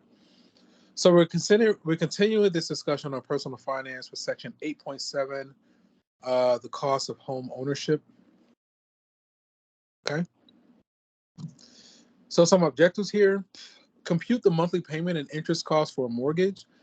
Prepare a partial loan amortization schedule. That's about the best way I'm going to articulate that. I've always struggled with that word. Amortization. Let me see. Amortization. Hey Siri, how do you say this word? Amortization. I found some web results. I can show them if you ask again from your iPhone. Amortization. Hey Siri, how do you say amortization? Sure. Translate it to which language? Arabic, German, Spanish, French, Italian, Japanese, English.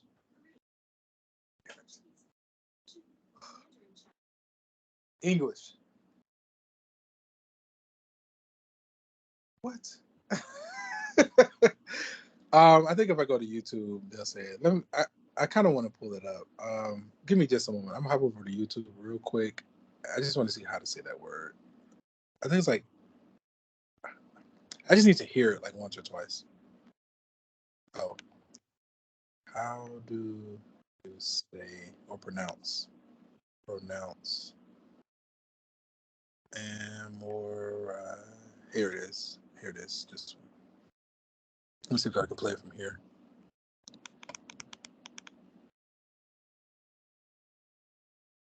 Is it playing?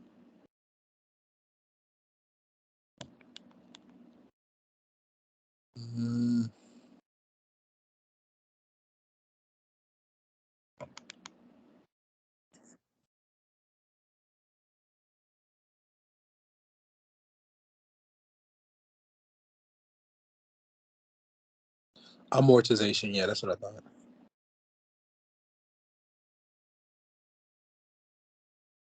Amortization. Okay, that's what I was thinking. I needed to hear it. Okay, I think we got it. Amortization. It's kind of weird. It's like a mortician, but it's amortization. Okay, that's fine.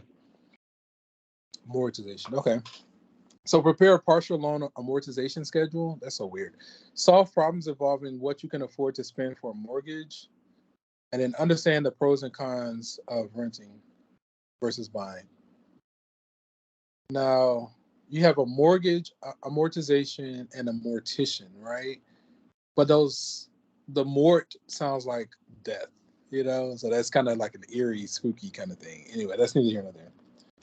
Okay, so mortgages. A mortgage is a mortgage is a long-term loan for the purpose of buying a home. The down payment is a portion of the sale price of the house that the buyer initially pays to the seller. The amount of the mortgage is the difference between the sale price and the down payment. Some companies call mortgage brokers offer some companies called mortgage brokers offer to find you a mortgage lender willing to make you a loan. Fixed rate mortgages have the same monthly payment during the entire time of the loan. Variable rate mortgages, known as adjustable rate mortgages, have payments amounts that change from time to time depending on changes in the interest. I don't like the sound of that.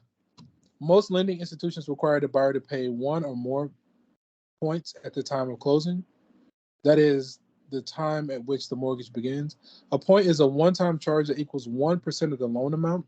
For example, 2 points means the buyer must pay 2% of the loan amount at closing. A document called the Truth in Lending Disclosure Statement shows the buyer the APR for the mortgage. In addition, lending institutions can require that part of the monthly payment be deposited into an escrow account, an account used by the lender to pay real estate taxes and insurance. Okay, kind of like that a little bit. Computation involved with buying a home. Loan payment formula for fixed installment loans. The regular payment amount PMT required to repay a loan of P dollars paid in N times over blah blah blah. I think this is it the same? I think it's a little bit different. It's a little bit different than what we had before, but I'm not really sure. I had to open it back up. As a matter of fact, I got it right here. Nah, did it wrong. Let's go back to here. And what I'm trying to do is like this. There it is. Yeah, it is a little bit different. Okay, well, that's okay. Okay, so the regular payment required to repay a loan of P dollars paid N times per year over T years at an annual rate is given by this. Loan payment formula for fixed installment loans. Okay.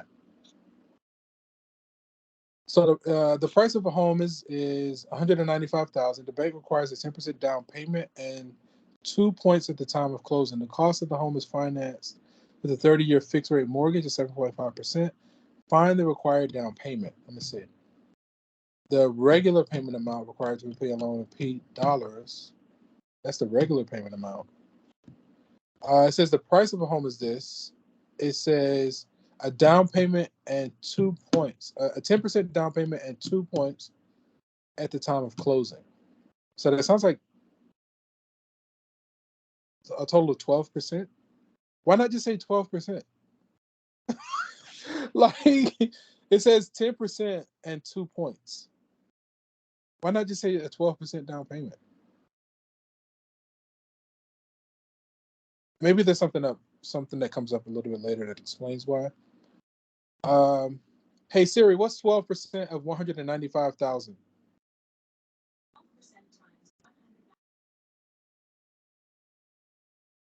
That sounds about right. 23,400 for down payment and closing cost. Down payment is blah blah blah. Wait a minute. What's the 2 points? The required down payment of 10% is this. Closing down payment at 2 points. Okay, so 2 points. Okay, so well, 10%. If you move the decimal once, is 19,500. Find the amount to. Okay, how much must be paid for the 2 points at closing? So you have your down payment plus 2 additional points. I guess it's going to total to that 23. That's like almost 2,000. So it's almost $4,000 for the 2 points. It's almost like $2,000 per point, just under, like $1,950 per point. So it should be just under 4,000 for the 2 points. If we go to D, I'm gonna kind of skip the D real quick.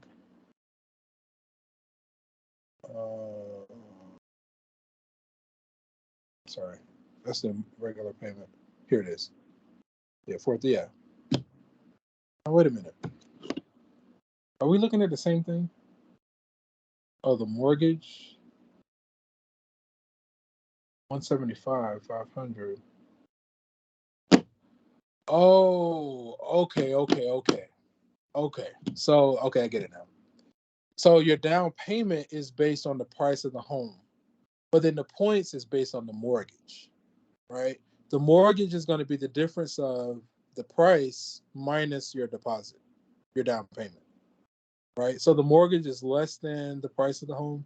So then that points is going to be less than. So I was doing the points based on the price, where I should have did the points based on the mortgage. And again, the mortgage is the difference of the price, and the deposit, the down payment. All right. Okay. So we got to the bottom of that. Okay. So I see the difference now. 1% of the mortgage. Okay. So the required down payment, 10%. So basically, you just move the decimal by once, 19,500. Right. So for part A, 19,500. We got that. For part B, find the amount of the mortgage. So again, the mortgage is the difference between the price of the home and your down payment, right? So if we knock off almost 20,000, it should be about 175,000 is the mortgage. You see it there, 175,500. Okay, so we got the mortgage. Man, it's making me feel like an adult, like an actual adult, crunching these numbers. We talk about cars, houses, what else? Loans, retirement. I mean, this is like real stuff. It's just, it's like adulting is crazy. It's really ridiculous. Like, It's so crazy. Because, you know, really I'm supposed to be out working, and then when I get home, and it's just me, like it's nobody else. Like, so I'm out working. Lord knows, like when I was driving, that was the worst.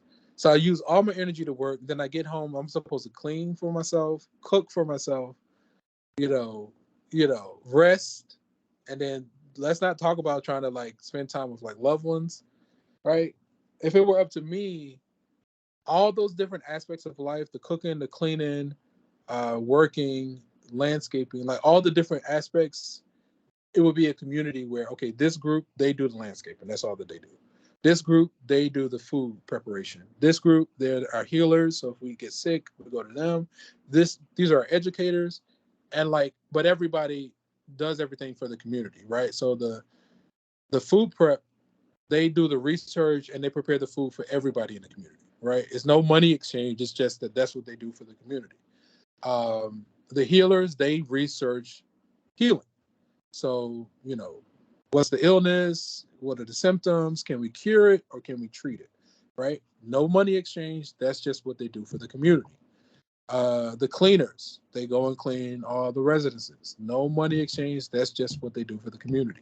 When you need the food, you go to the caf. It's already there. Like, to me, that makes way more sense than the way we got it set up now. Is everybody doing everything for themselves, and so many people are suffering. You know, and it's like, I know I'm good at doing landscaping. I know I can do certain things better. So just let me do that for the community. I know that other people can cook better, right? Just let them do that. You know, and like, and then so if you, and that way you only got to focus on one thing, but then everything is going to be taken care of. Versus the way it's set up right now, we have to do everything and some other, and like inevitably something is going to lack in quality. Something is going to be lesser because we're trying to do too much. We're not working together. You see what I'm saying? The book Giver or the Divergent series. I'm not sure what that was referring to. I like the book The Giver or the Divergent series. Is that what they were doing in those series where everybody had like different roles? And it's kind of like, I guess I'm getting an image of like a hive, like bees. You know, you have the soldier or ant colony where different groups have different roles, but everybody's taken care of. It's like we keep thinking individually instead of thinking collectively. You have to think of like the collective as one unit, as opposed to a group of individuals. You think of it as this group of people as one unit. What does this unit need? What this unit needs to eat? So you've devised a plan to feed the collective. This unit needs to be housed. So you devise a plan to house the collective. This unit needs clothing. So you devise a plan to clothe the collective. And again, I'm getting a lot of these concepts honestly from gaming. When I go to game, I see your hand, Mr. Hagman. I think that's how you say it. When I go to game, I know the game is all about cooperation. I know the game is about cooperation, and the match, the winners of the match often goes to whichever team cooperates the best. They look out for each other. You know, everybody plays their roles. They try to help their teammates escape. Another place I've seen this was in this recent movie called Strange New World or something like that. Strange World, something like that. It was a Disney movie where, you know, they went on exploring, and you know, it's an interesting thing. But in the movie, there was a scene where the son was excited about this game, some card game, but you know, the son was trying to explain it to his father and his grandfather. And the father and grandfather were like, "Well, who's the villain? Who's the bad guy? How do we beat him?" And the son was like, "No, there are no villains. There's nobody to beat. This game is about cooperation. Like, it's about working together to solve." And I totally resonated with the concept of that game. I was like, that's exactly what we need to be pushing. As far as not an opponent, not a villain, not somebody that has to be defeated or conquered, because in reality, there isn't anybody that has to be defeated or conquered. What it is that we have to learn how to, quote unquote, put our differences to the side. They need to be addressed. Like, what are the differences? What is it that, like, okay, why are we at odds? How can we address that so that everybody's taken care of? We got to find a way to get past it and start to build together. because we actually do need each other. We just don't realize that we need each other. You know, we're too distracted by Real Housewives of Atlanta, keeping up drama, or worrying about where's our next meal going to come from. Where in reality, some people have so much resources, they don't even know what to do with it. If they just like, well, here, just you can have this. Like, I have more than I know what to do with it. Just take it. I don't need it as much as you need it. Right. So it's like those that can help, I feel like they have an obligation to help. Like if somebody has more than enough, I feel like in a more moral sense or ethical sense, they're obligated to help their fellow man. But that's not my place. Like where we are at this stage of consciousness, that's not my place to tell somebody about others. But I've kind of already made up in my mind. Once I do figure this stuff out, I'm going to devise a way to just give it to as many people for free and take care of as many people. Show them, hey, this is how I did this. If you want similar results, if you do the same thing, you can have everything that I have and more. Versus if I try to hoard everything, now I'm just perpetuating whatever system we have going on. And it breeds contentment and jealousy and greed and criminal activity. But if you take care of your fellow man, if everybody's taken care of, the chances of criminal activity go way, way down. Why would you attack somebody if they're giving you money to take care of your family? If they're helping you to raise your children and clothe and feed and educate your children? Or like if you get sick, now you got somebody to take care of you. Versus if I hoard everything and I become like the envy of the community, now when I'm vulnerable and I need help, I might not be able to find anybody to help me. You see what I'm saying? Like it makes sense, but that's an ideal world. And so I was like, okay, I can't control others, but what I can control is myself. So in the interim, I can start on a small scale and try to expand it. I'm sorry, Mr. Hagman. I know you had your hand raised. I don't know if you're still. Yes, I'm here. Yeah, so I was one who put in there the Giver or the Divergent series. Both of well, the Giver is a book. It's actually a movie now too, but it's a book pretty much like that, where everybody's divided from the time they're 12 years old to where they need to be in life to all give back to the community. Nobody gets paid. Nobody gets to do anything. Your job is to be if you're a doctor, your job's a doctor. Everything about your life is taken care of, paid for. Whatever you need is done. You have exactly what you need. If you're a lawyer, you're a lawyer.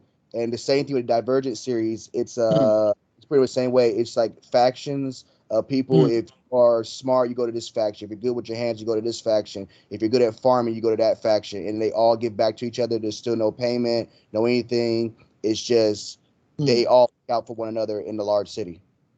But most of these are coming aftermath of a large war that Exactly decimated, or like the Hunger Games was similar to. I'm sorry, I didn't mean to cut you off, but like I did notice that I have seen those movies, the Divergent series and The Giver. I guess I forgot or didn't realize that that's what was going on. But then, I guess my question is, well, what's the pitfall of that technique? Because like right now, there is this emerging thing where it seems like people of power are trying to build something like that, but obviously we can't trust them, right? Because like if they control everything and they already have this history of being greedy and manipulative and destructive and this, that, and the other, like the other side of the coin is what are the pitfalls or what are the vulnerabilities of that? Like how can we build something like that but make it strong and make it like fair and just and Miss Williams? I think the downfall of it would be that it's kind of close to what people would consider communism, because even though you're good at something, it might not mean that that's what you want to do. So I think the pitfall is basically that everyone's not going to agree with what they're given to do. So in my mind, I wouldn't assign people things. Like I would try to encourage them to figure out how they can help. Like I would allow the person to choose. I have heard that thing about communism. I don't know what that is, but I personally would not assign it. Now I know that like one of the rebuttals I've heard is like people feel like, okay, if I'm a doctor, I shouldn't make the same money. But again, I'm trying to describe a system that's independent of money. or like there's not a money exchange. So it's like, okay, but see, I know that that's one of the things where people, don't resonate. Where I've heard where people are like, okay, if I'm a doctor, I should get like the perks. I should get a bunch of perks, and I should, have luxury and this, that, and the other, right? And I'm like, okay, I still feel like that can be honored. I'm really just trying to describe something that's a baseline, so that like no human is starving, or no human is homeless, or no human can't find medical support. Now you can still incentivize and like have luxury. I still feel like people can still choose. Like, I'm not saying, hey, you have to do this. I would say like, okay, well, what do you gravitate towards, or what do you feel? How do you feel like you can help?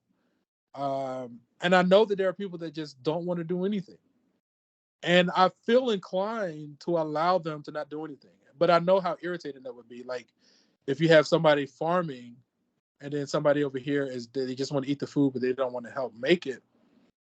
I'm trying to think what would happen there. Like how do you address that energy, and allow that person, because a lot of this is like you have to give people a choice.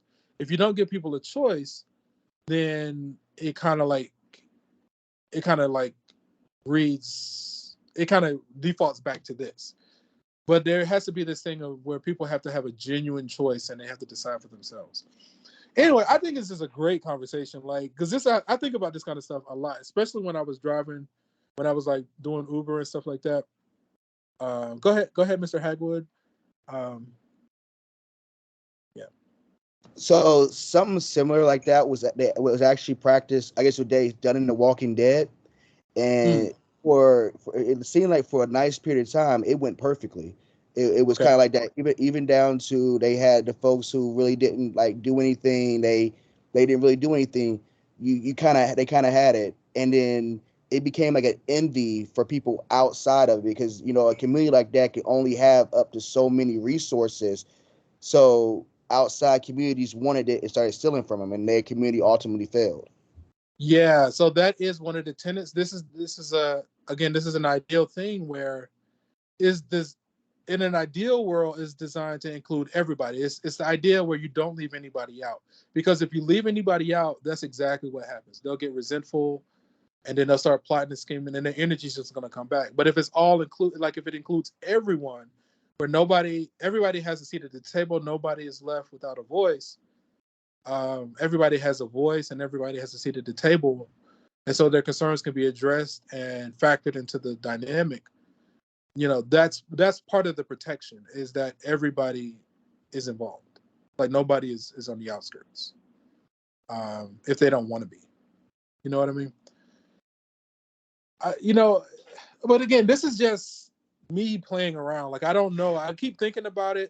I've heard of like, I think at one point even Kanye West was suggesting something along this lines. Another way I've kind of done it that's kind of like in the capitalistic realm is but this is like where this is the have versus the have-nots.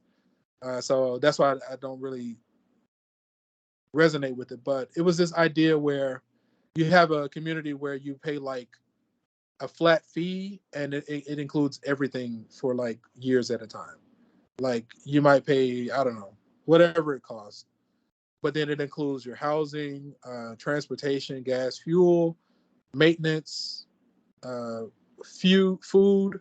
Like, you pay one fee and you're taken care of for like a decade, you and your loved ones, something like that. But I don't even know the logistics of it. I don't know the feasibility of it.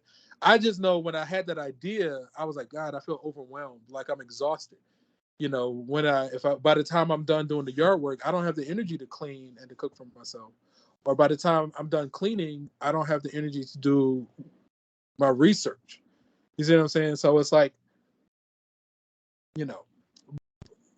and we have talent and ability. We just don't have the resources. Because then I also think about, well, what if there's like racism or bigotry and people like poisoning, like, how do you protect it? Like, that's another thing. That's another one of like my concerns. Anyway, that's maybe y'all can think about it, and you can like take it and mull it over, and you can propose a plan that like is more feasible or whatever. But yeah, that was a fun little journey down that. I still feel like there's more to kind of consider, but we're gonna put a pin in for now. Okay, so we got the down payment, right? That's based on the price of the home. We found the mortgage. How much was he paying for the 2 points? Again, we realized that the 2 points was based on the mortgage and not the price. The monthly payments, I think that's using a new formula that we got. So we're going to let that be for now. Find the total interest paid over 30 years. So once you have your monthly payments, 30 years times 12 is 360 months, right? So then you would take your monthly payments times 360 months. Then you would say that minus the price of the home to get the interest. Okay. So I think we got these two. That was fine. The 2 points was based on the mortgage. So we realized, we had a catharsis there. So 2% of the 175. And then the cost of 3510 is paid to the lending institution. Okay. And so I guess the down payment is going to the seller and the points goes to the lending institution. Okay. Okay, that's interesting. So the monthly mortgage payments, we use this PMT formula, right? So we've seen that several times. Okay, that's not too bad. $1,227 a month. Okay, that's reasonable. How much? This costs us $200,000. Yeah, I could totally do this. Like I could totally do this. Like even I could totally do it. Yo, I'm about to get this for real. I don't know where I can get approved. And see, like that's one of the things I've run into. Like I feel like I run into like prejudice or racism and when trying to buy a house. Because when they realize I'm a person of color, they either won't show me things in certain locations, they'll show me like certain things. The only way I know to prove something like that, you would kind of have to like bait them where you have an application, it's the exact same application, but one person shows up as a person of color and see how they respond. And then you do the exact same application, but you have to show up as a person not of color and see how they respond. And like there are a lot of like experiments of these kind of things, and it becomes very clear and evident what's at play, right? But again, I'm the type where okay, if you can't get genuine cooperation, if I can at least get my hands on some land, I'll just build it myself. Or I'll find another way. Like I'm always in the mindset of, well, let me just find another way to get this done. I don't really want to go down the whole black-white thing too much. I'd rather just focus on what I want instead of the things that I don't want. But yeah, that monthly payment, that's doable. That's reasonable. Okay. So the total cost of interest over 30 years is equal to we did this. We've done this before, right? So 12 months in a year times 30 years is 360 months total. So times the 1227, that's going to give the total amount that we're going to pay for the house. It should be more than the price of the house because of interest, right? And you see it there, right? So we paid about 66,000, almost 70,000 more in interest, right? Because I think the house was 195,000, and we paid a total of 266,000 over 30 years. So we pay almost $70,000 more in interest over 30 years. Wait a minute. Oh, no. Sorry. That 266 is not the amount paid. That's actually the interest paid. Jesus. That's a lot. Golly. So you're paying a little over, we're paying almost 2.5 times the cost of the house. So the house costs, hang on. The house costs almost 200,000 and we're paying a little over 400,000. So the interest paid over 30 years is 266,000. Right? So my mind is like, okay, who's receiving this interest? And how can I become that person receiving this interest? That's what my mind defaults to. And like, again, I don't know how much of it I'm going to be able to experience in this lifetime. But if I were to become the recipient of the interest, I can pass it on to somebody else. if I ever have children, I can leave it to them or next of kin, right? Like my mind is like, well, how can I become the person that receives that interest payment of $266,000? Right? That's just how my mind automatically goes. That's a lot. So that's a lot. That's really interesting.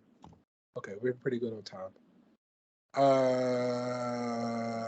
We got about. I need to try to wrap this up.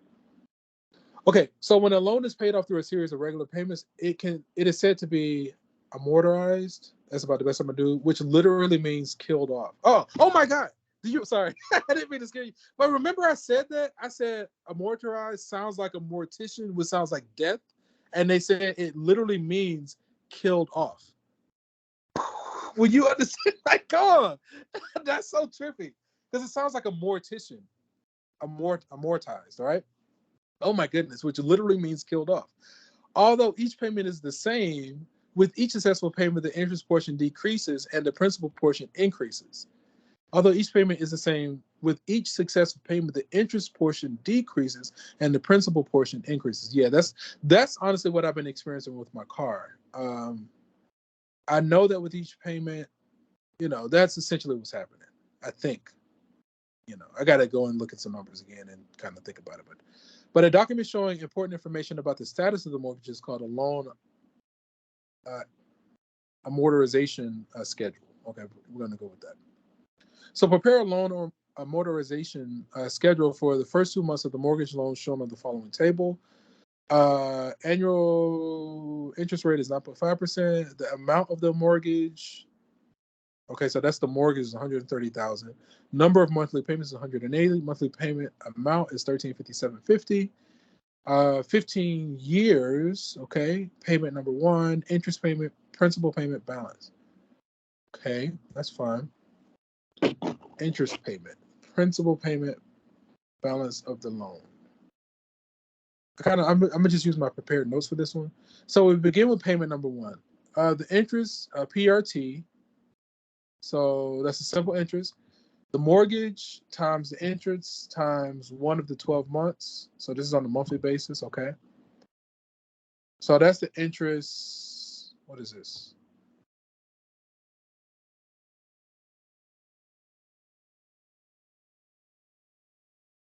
The first month's interest? So the principal payment, wow. So if we're paying, how much are we paying on the monthly?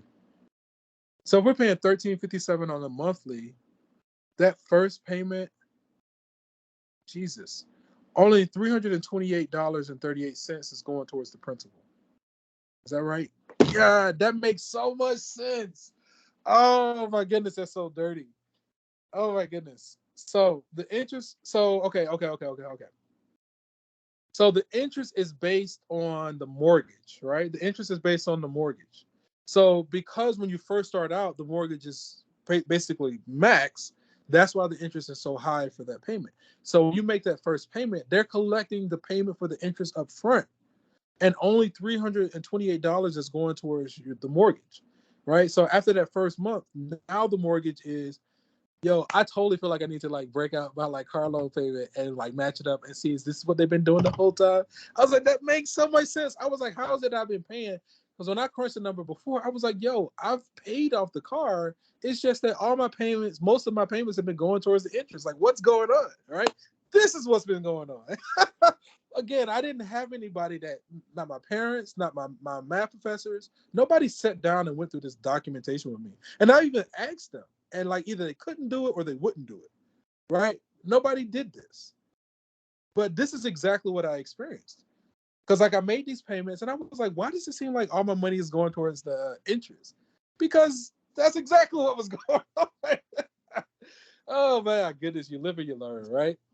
So a quick recap, right? So the interest for the first month, the mortgage is at its max. So that the interest from that, the interest taken from that first payment is $1,000, $1,030, right? So if you make a payment of $1,357, which then only $300 is going towards the mortgage, right? So now the mortgage is still high, but now with that next month, less of that check should be going towards the interest. It should, the next month should be, the interest should be less than that 1029.17 that we have, right? So right there, it's less by a couple of bucks, right? But it is less. And notice that more of that payment is going towards the principal. So as we continue to make payments, the mortgage comes down. This is so interesting. Oh my goodness. Okay, so then once we get towards the end, the amount going towards interest is like $10, and most of it is going towards the principal. Wow. Balance of the loan, 50. Now wait, what's going on there? How did it go from? Okay, because we're jumping. We're going from 126 payments to 179. That's fine. Wow. That's interesting. That's so interesting. Like, I'm like, well, damn, do I need to be like the owner so I can be getting these payments up front? Because that's one of the tenets that they talk about for people of wealth, is that, and I'm going to say this a certain way, we collect our payments up front. We collect our money first, right? So when our our clients pay interest, we get our payments first. I'm doing that intentionally to position myself. I'm using some energy work and like visualization.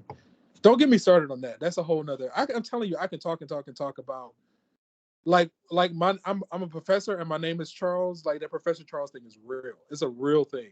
Like when I watch X-Men, I'm like, damn, they talking about me. Like I'm like a young version of him. It's so weird. It's so trippy. But I use it through mathematics and some other stuff. But it's really interesting.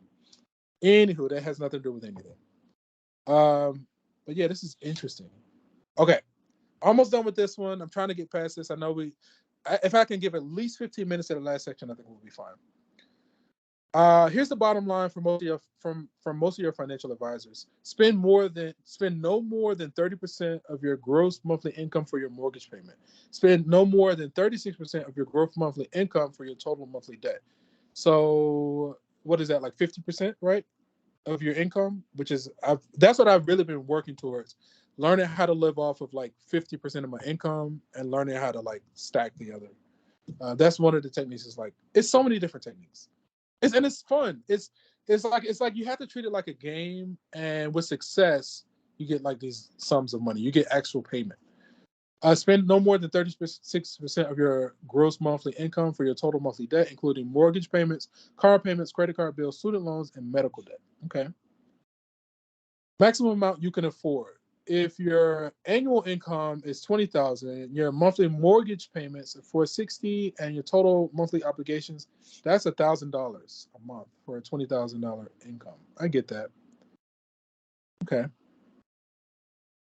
Okay, that's not too bad. 5,000. So look, if your annual gross income is 100,000, six figures, together with your mortgage and your total monthly credit obligations, about 5,000, maybe 6,000, right, of your monthly income, or you can afford about $6,000 a month if you make six figures. This sounds about right. Sounds about right. Okay, so anyway, I think I might have to leave this as an exercise because we're kind of short on time, and I want to get to the next one.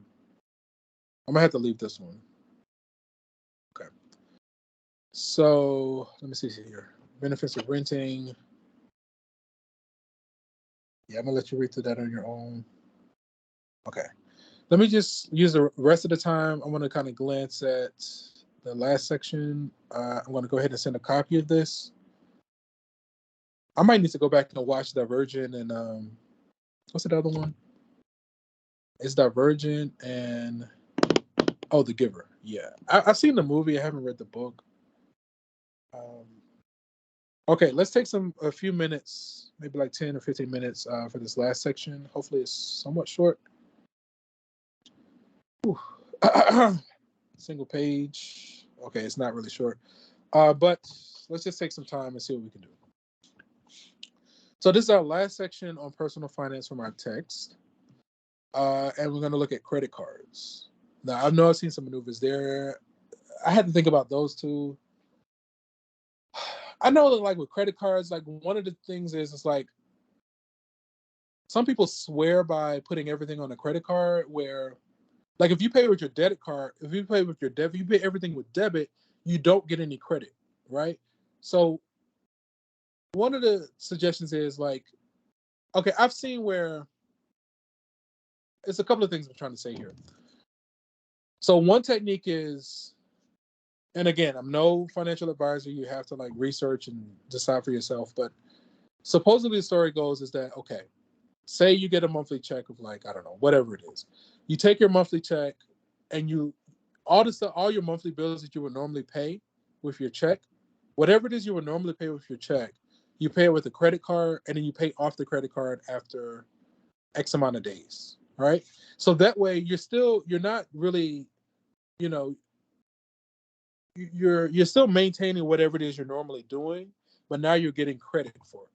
Because if you just pay with a debit, you're not building your credit. But if you put all your monthly bills on a credit card and then use your check to pay that credit card off, like I think you want to let it sit for like a day, like some amount of time, maybe 20 days or something like that. But you just use your check to pay off that credit card, then you're not accumulating debt, but you're building credit, right? I know that's one of the techniques. I watched a video the other day where this woman was talking about how even if you have a credit card that's maxed out, how you can start to pay it down. So she was saying like, okay, you have this card that's maxed out, but you have a check coming in. So she was like, when you get your check, you put all the entire check towards the credit card, right? So now the balance of the credit card goes from max to it's reduced. Because you put your entire check on the card and it's now the balance is reduced, that means that the interest owed is reduced. You can still max out the card like to pay your monthly stuff, but the interest owed it's some because of the way it's done, it actually brings it down. Let me think about it. Let me think. And I can pull up the video. I watched it like the other day and it made sense. But that was like a technique to pay off a credit card. Like if it was maxed out and you're trying to pay it down to do whatever. But the trick was, again, she took her check, she put the whole check on the credit card, and because a payment was made, okay, this is what it was. She was like, if you don't put the money on the credit card, now you're responsible for, you have to pay the credit card. So not only do you have to pay your regular monthly expenses, but you now have to pay this credit card bill. Versus when you put your entire check on the credit card, then you don't get a credit card bill because it counts it as paid for the month. Then even if you max out the card to like you pay your monthly stuff to bring it back, that's one less bill that you have to pay. So in your instead of it maxing back out, you're going to be short by whatever that credit card bill was. I don't know if that makes sense. I can say it again, but again, like if you think about if you have this max credit card and if you have your monthly expenses, say your credit card was like $200 a month, right? So if you put your entire check on the card, then that's going to be $200 less that you're responsible for. And so if you pay your monthly bills, it's going to be short by $200. So you're not actually going to be maxing out your credit card. You're going to be down by $200. And if you keep that process going, you should be able to bring it down. But I think one of the drawbacks is, as far as application, inevitably, I guess people tend to like go over and they'll spend more, and that extra $200 that they were saving a month gets spent in like groceries or this, that, and the other, right? So what she was saying makes sense, but I think that in application, the feasibility of it was like low, right? I don't know if that made sense or not, but I see the technique that she was employing, but it involves the real core of that technique involves discipline. So like once you start to actually have like a gap, you have like a surplus of $200 or whatever, you have to diligently not go above that number, right? Because I was realizing that by reading the comments. So like in that video, when I read the comments, they were saying, well, in application or in practice, it doesn't really work, right?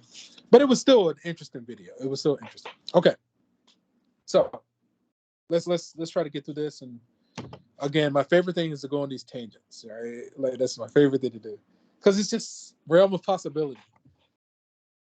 Let me say this, and then I'll get on task.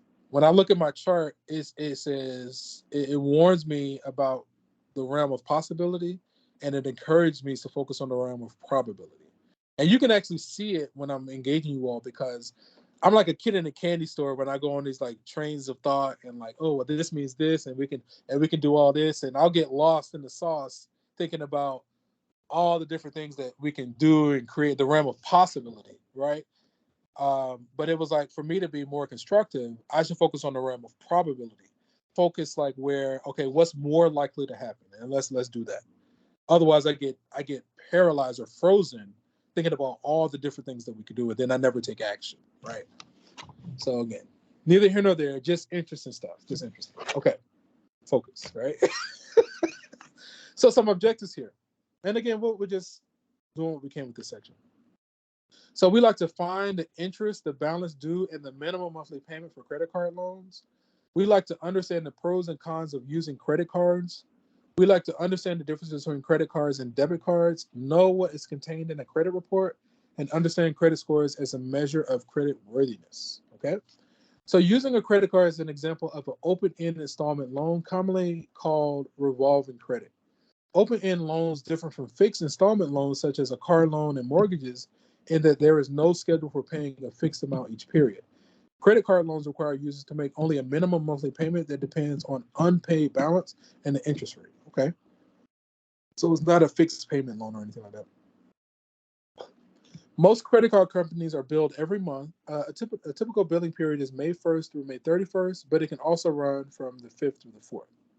Okay. Customers receive a statement called an itemized billing that includes unpaid balance on the first day of the billing period, the total balance owed on the last day of the billing period, a list of purchases and cash advance made during the billing period, any finance charges or other fees incurred, the date of the last day of the billing period, and the payment due date, and the minimum payment required. Customers who make a purchase during the billing period and pay the entire amount of the purchase by the payment due date are not charged interest. So if you pay off the balance by the end of the billing period, you're not charged interest. Okay. Interest is calculated using I equals PRT, where R is the monthly rate and T is 1 month. The average daily balance is the sum of the unpaid balances for each day in the billing period divided by the number of days in the billing period. Average daily balance, sum of unpaid balances for each day in the billing period over the number of days in the billing period. The issuer of a particular Visa card calculates interest using the average daily balance method. The monthly interest rate is 1.3% of the average daily balance. The following transactions occurred during the month of May. Okay, we get these transactions. The previous balance was $13.50. Billing date, payment was a credit. Okay. Charge for the airline ticket, some books, restaurant, in the billing. Payment due is June 9th. Find the average daily balance and round to the nearest cent. I think I'm gonna just use my prepared notes. Average daily balance, right here, sum of the unpaid balances for each day in the billing period divided by the number of days in the billing period. Sum of the unpaid balances. So the previous balance. So maybe we would do the $13.50, add up the debts minus the credit. The payment, the credit was, let me see, the payment was made on the 8th. Let's see. So maybe we might do the $13.50. How many days is that? 7 days? Is that 7 days or 8 days? I think we'll go 7. So the unpaid balance divided by 7. Let's see.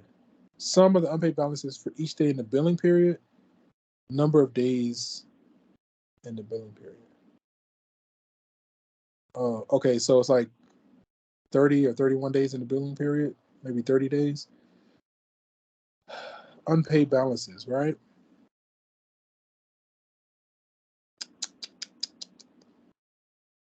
So like for the first 7, it looks like you have the $13.50, and then I'm gonna see how they organize it, right? Because I think we need to factor in the actual dates of these transactions. So like for instance, one of them looks like it runs from the 1st through the 7th. Let's see, sum of the unpaid balances for each day, right? So we got the maybe it's just the 1350. We just add up the credits, add up the debts minus the credit, divided by 30. I think that's all it is. I might be overthinking it. Previous balance is a payment, charge, right? Number of days of each balance, right? So we do need to factor in the days. So, for instance, the unpaid balance of 1350 was there for 7 days. So 1350 times 7 days is the 9450. And then after the credit, so it was 1110 for two more days, right? So now we're at 2200 for that one. Then I think there was a charge, so that was like that for 10 days. It's 14,750, right? And then so you can see every time there's a transaction, number of days that is unpaid, right? And we get the result on the right. So then the total for the right is the 45,000 for a total of 31 days. So then that's going to give us the minimum due, the 45,000 divided by 31. What is that? The interest rate. This gives the average daily balance. Okay, so that's just the average daily balance. So, over the 31 days, you had an average daily balance of this, right? So the interest rate is 1.3%. So then we take the average daily balance times 1.3% times 1 year. So simple interest. So that's the interest, okay? So $18. So now we have the balance due plus the interest is the 1660. Okay, so they calculated the average daily balance and applied to the simple interest formula. Okay. So then once we calculate the interest, we add the interest to the unpaid balance, 1616. Okay. So because the balance due is 1660 exceeds $360, the customer must pay a minimum of 1/36 of the balance due. So $45. So the minimum payment is $45. Now, where does the 360 come from? Why is it 360? Make a table that shows the beginning date of the period, each transaction date, and the unpaid. Add a column to the table that shows the number of days at each unpaid balance. Add a final column to the table that shows each unpaid balance multiplied by the number of days. Find the sum. Compute the average daily balance. Yeah, and we saw that in the previous chart. That was really interesting. We got like 5 minutes remaining. Advantage of credit cards: we get to use a product before it actually paying for it. No interest charges by paying the balance due at the end of each billing period. Responsible use is an effective way to build good credit. See page 568 for a discussion of credit scores. No need to carry around large amounts of cash. More convenient to use in checks. Offer consumer protections if there's a dispute or fraudulent charge on your card. Let the card issuer know and the amount is generally removed. Provide a source of temporary emergency funds. That's the advantage of credit cards. Continued. Extend shopping opportunities to purchases over the phone and the internet. Simple tasks like renting a car or booking a hotel can be difficult or impossible without a credit card. Monthly statements can help keep track of spending. Some card issuers provide an annual statement that aids in tax preparations. May provide amenities such as free miles for air travel, useful as identification when multiple pieces of identification are needed. Okay, but the woes: high interest rates on unpaid balance in 2009 were as high as 30%. No cap on interest rates. In 2009, the U.S. Senate defeated an amendment that would have imposed a 15% cap on credit card rates. The Credit Card Act passed by Congress in 2009 does restrict when issuers can raise rates on existing unpaid balances. Your initial credit card interest rate is unlikely to go down, but it can sure go up. Wow. More woes: no cap on fees. Consumer Reports that cite credit card with an enticing 9.9 annual interest rate, but the fine print reveals that a $30 account setup fee, $95 program fee, $48 annual fee, and $7 monthly service fee, nearly 40% of the $40 billion in profit that the U.S. credit card issues earned in 2008 came from fees. Jesus, this is sinister. Furthermore, issuers can hike fees at any time for any reason. Read the fine print of a credit card agreement before you sign up. We got 5 minutes. Another more credit card woes. It's easy to overspend. That's one of the things I mentioned as far in the comments. Purchases with credit cards can create the illusion that you are not actually spending money. It can serve as a tool for financial trouble. Using a credit card to buy more than you can afford and failing to pay the bill in full each month can result in serious debt. Fees and interest charges are added to the balance, which continues to grow even if there are no new purchases. The minimum payment trap. Credit card debt is made worse by paying only the required minimum. A mistake made by 11% of credit card debtors. Pay the minimum, and most of it goes to interest charges. Okay. Is it more woes? Okay. So that was credit card advantages and woes. Debt cards offer the convenience of making purchases with a piece of plastic without temptation or ability to run up a credit card debt. You can't spend money you don't have because the card won't work if the money in your checking or savings, if the money isn't in your checking or savings account. Debt cards have drawbacks. They may not offer protection a credit card does for disputed purchases. It's easy to rack up overdraft charges. So I want to say Congress passed something about overdrafts. I know Bank of America stopped them, but they probably found some other kind of ways to have hidden fees. I know they're like monthly fees, but like there was like the Daily Show actually talked about this, about the overdraft fees and like how you're not required. It's something that they were tricking us to opt into. So now it's like you have to opt in. Like before you had to opt out of it. Now I think you have to opt into overdraft. And the banks were saying, oh well, we didn't want you to be embarrassed at the pump or at the cashier, but they were doing some really sinister stuff.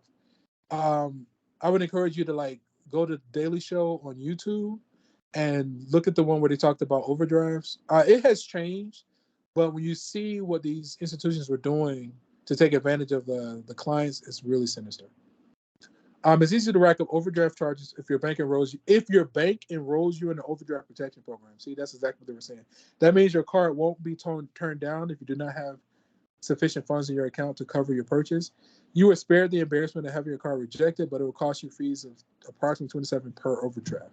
And they were doing things like I've even experienced it where, okay, I knew they were going to overdraft me, so I was like, I did my purchases in a certain order where it should only be one overdraft, one fee of like $35, I was okay. I was like, okay, that's not bad, right?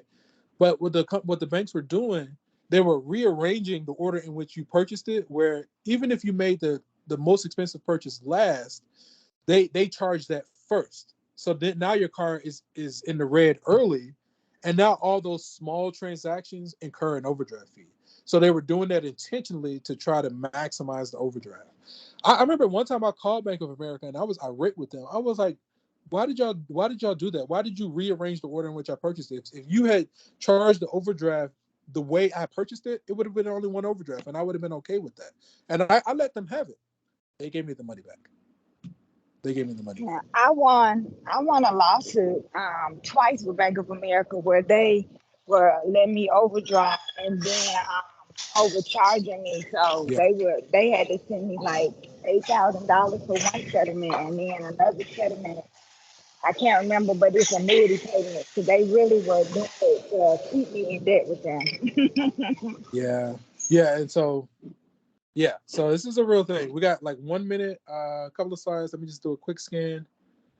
Treat it like those for which you use a check. Record all transactions and their amount in your checkbook, including any cash received from the ATM. Always keep track of how much money is available in your account. Your balance can be checked in the ATM or online.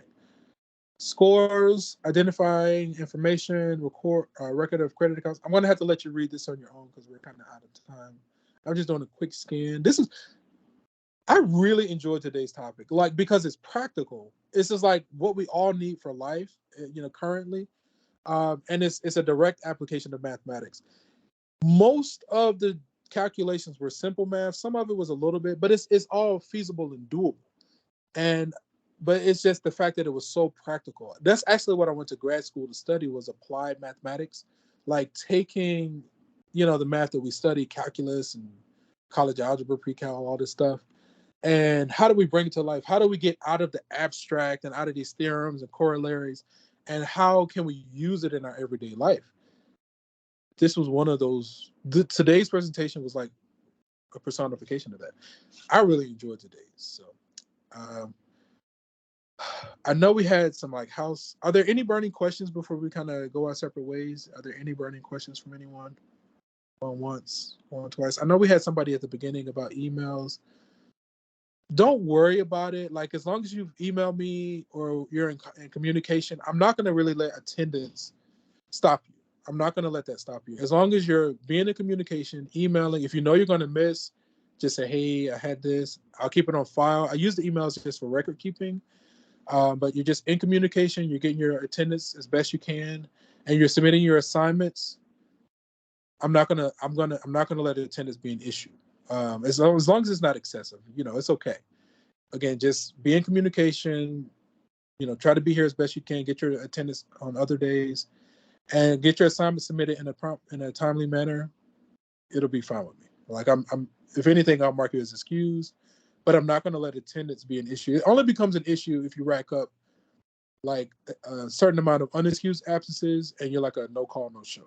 Unexcused absence, and you're not communicating, and that's when it becomes an issue, right?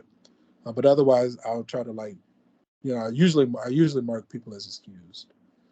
Yeah, and I think we do have access. We should have access to our old assignments. Again, I think I did get the late passes working. So if there aren't any burning questions, we're going to go ahead and end the session here. And from one beautiful mind to another, you guys are awesome. It's been a great day. Peace. See you tomorrow, same time. Yep, take care. Okay.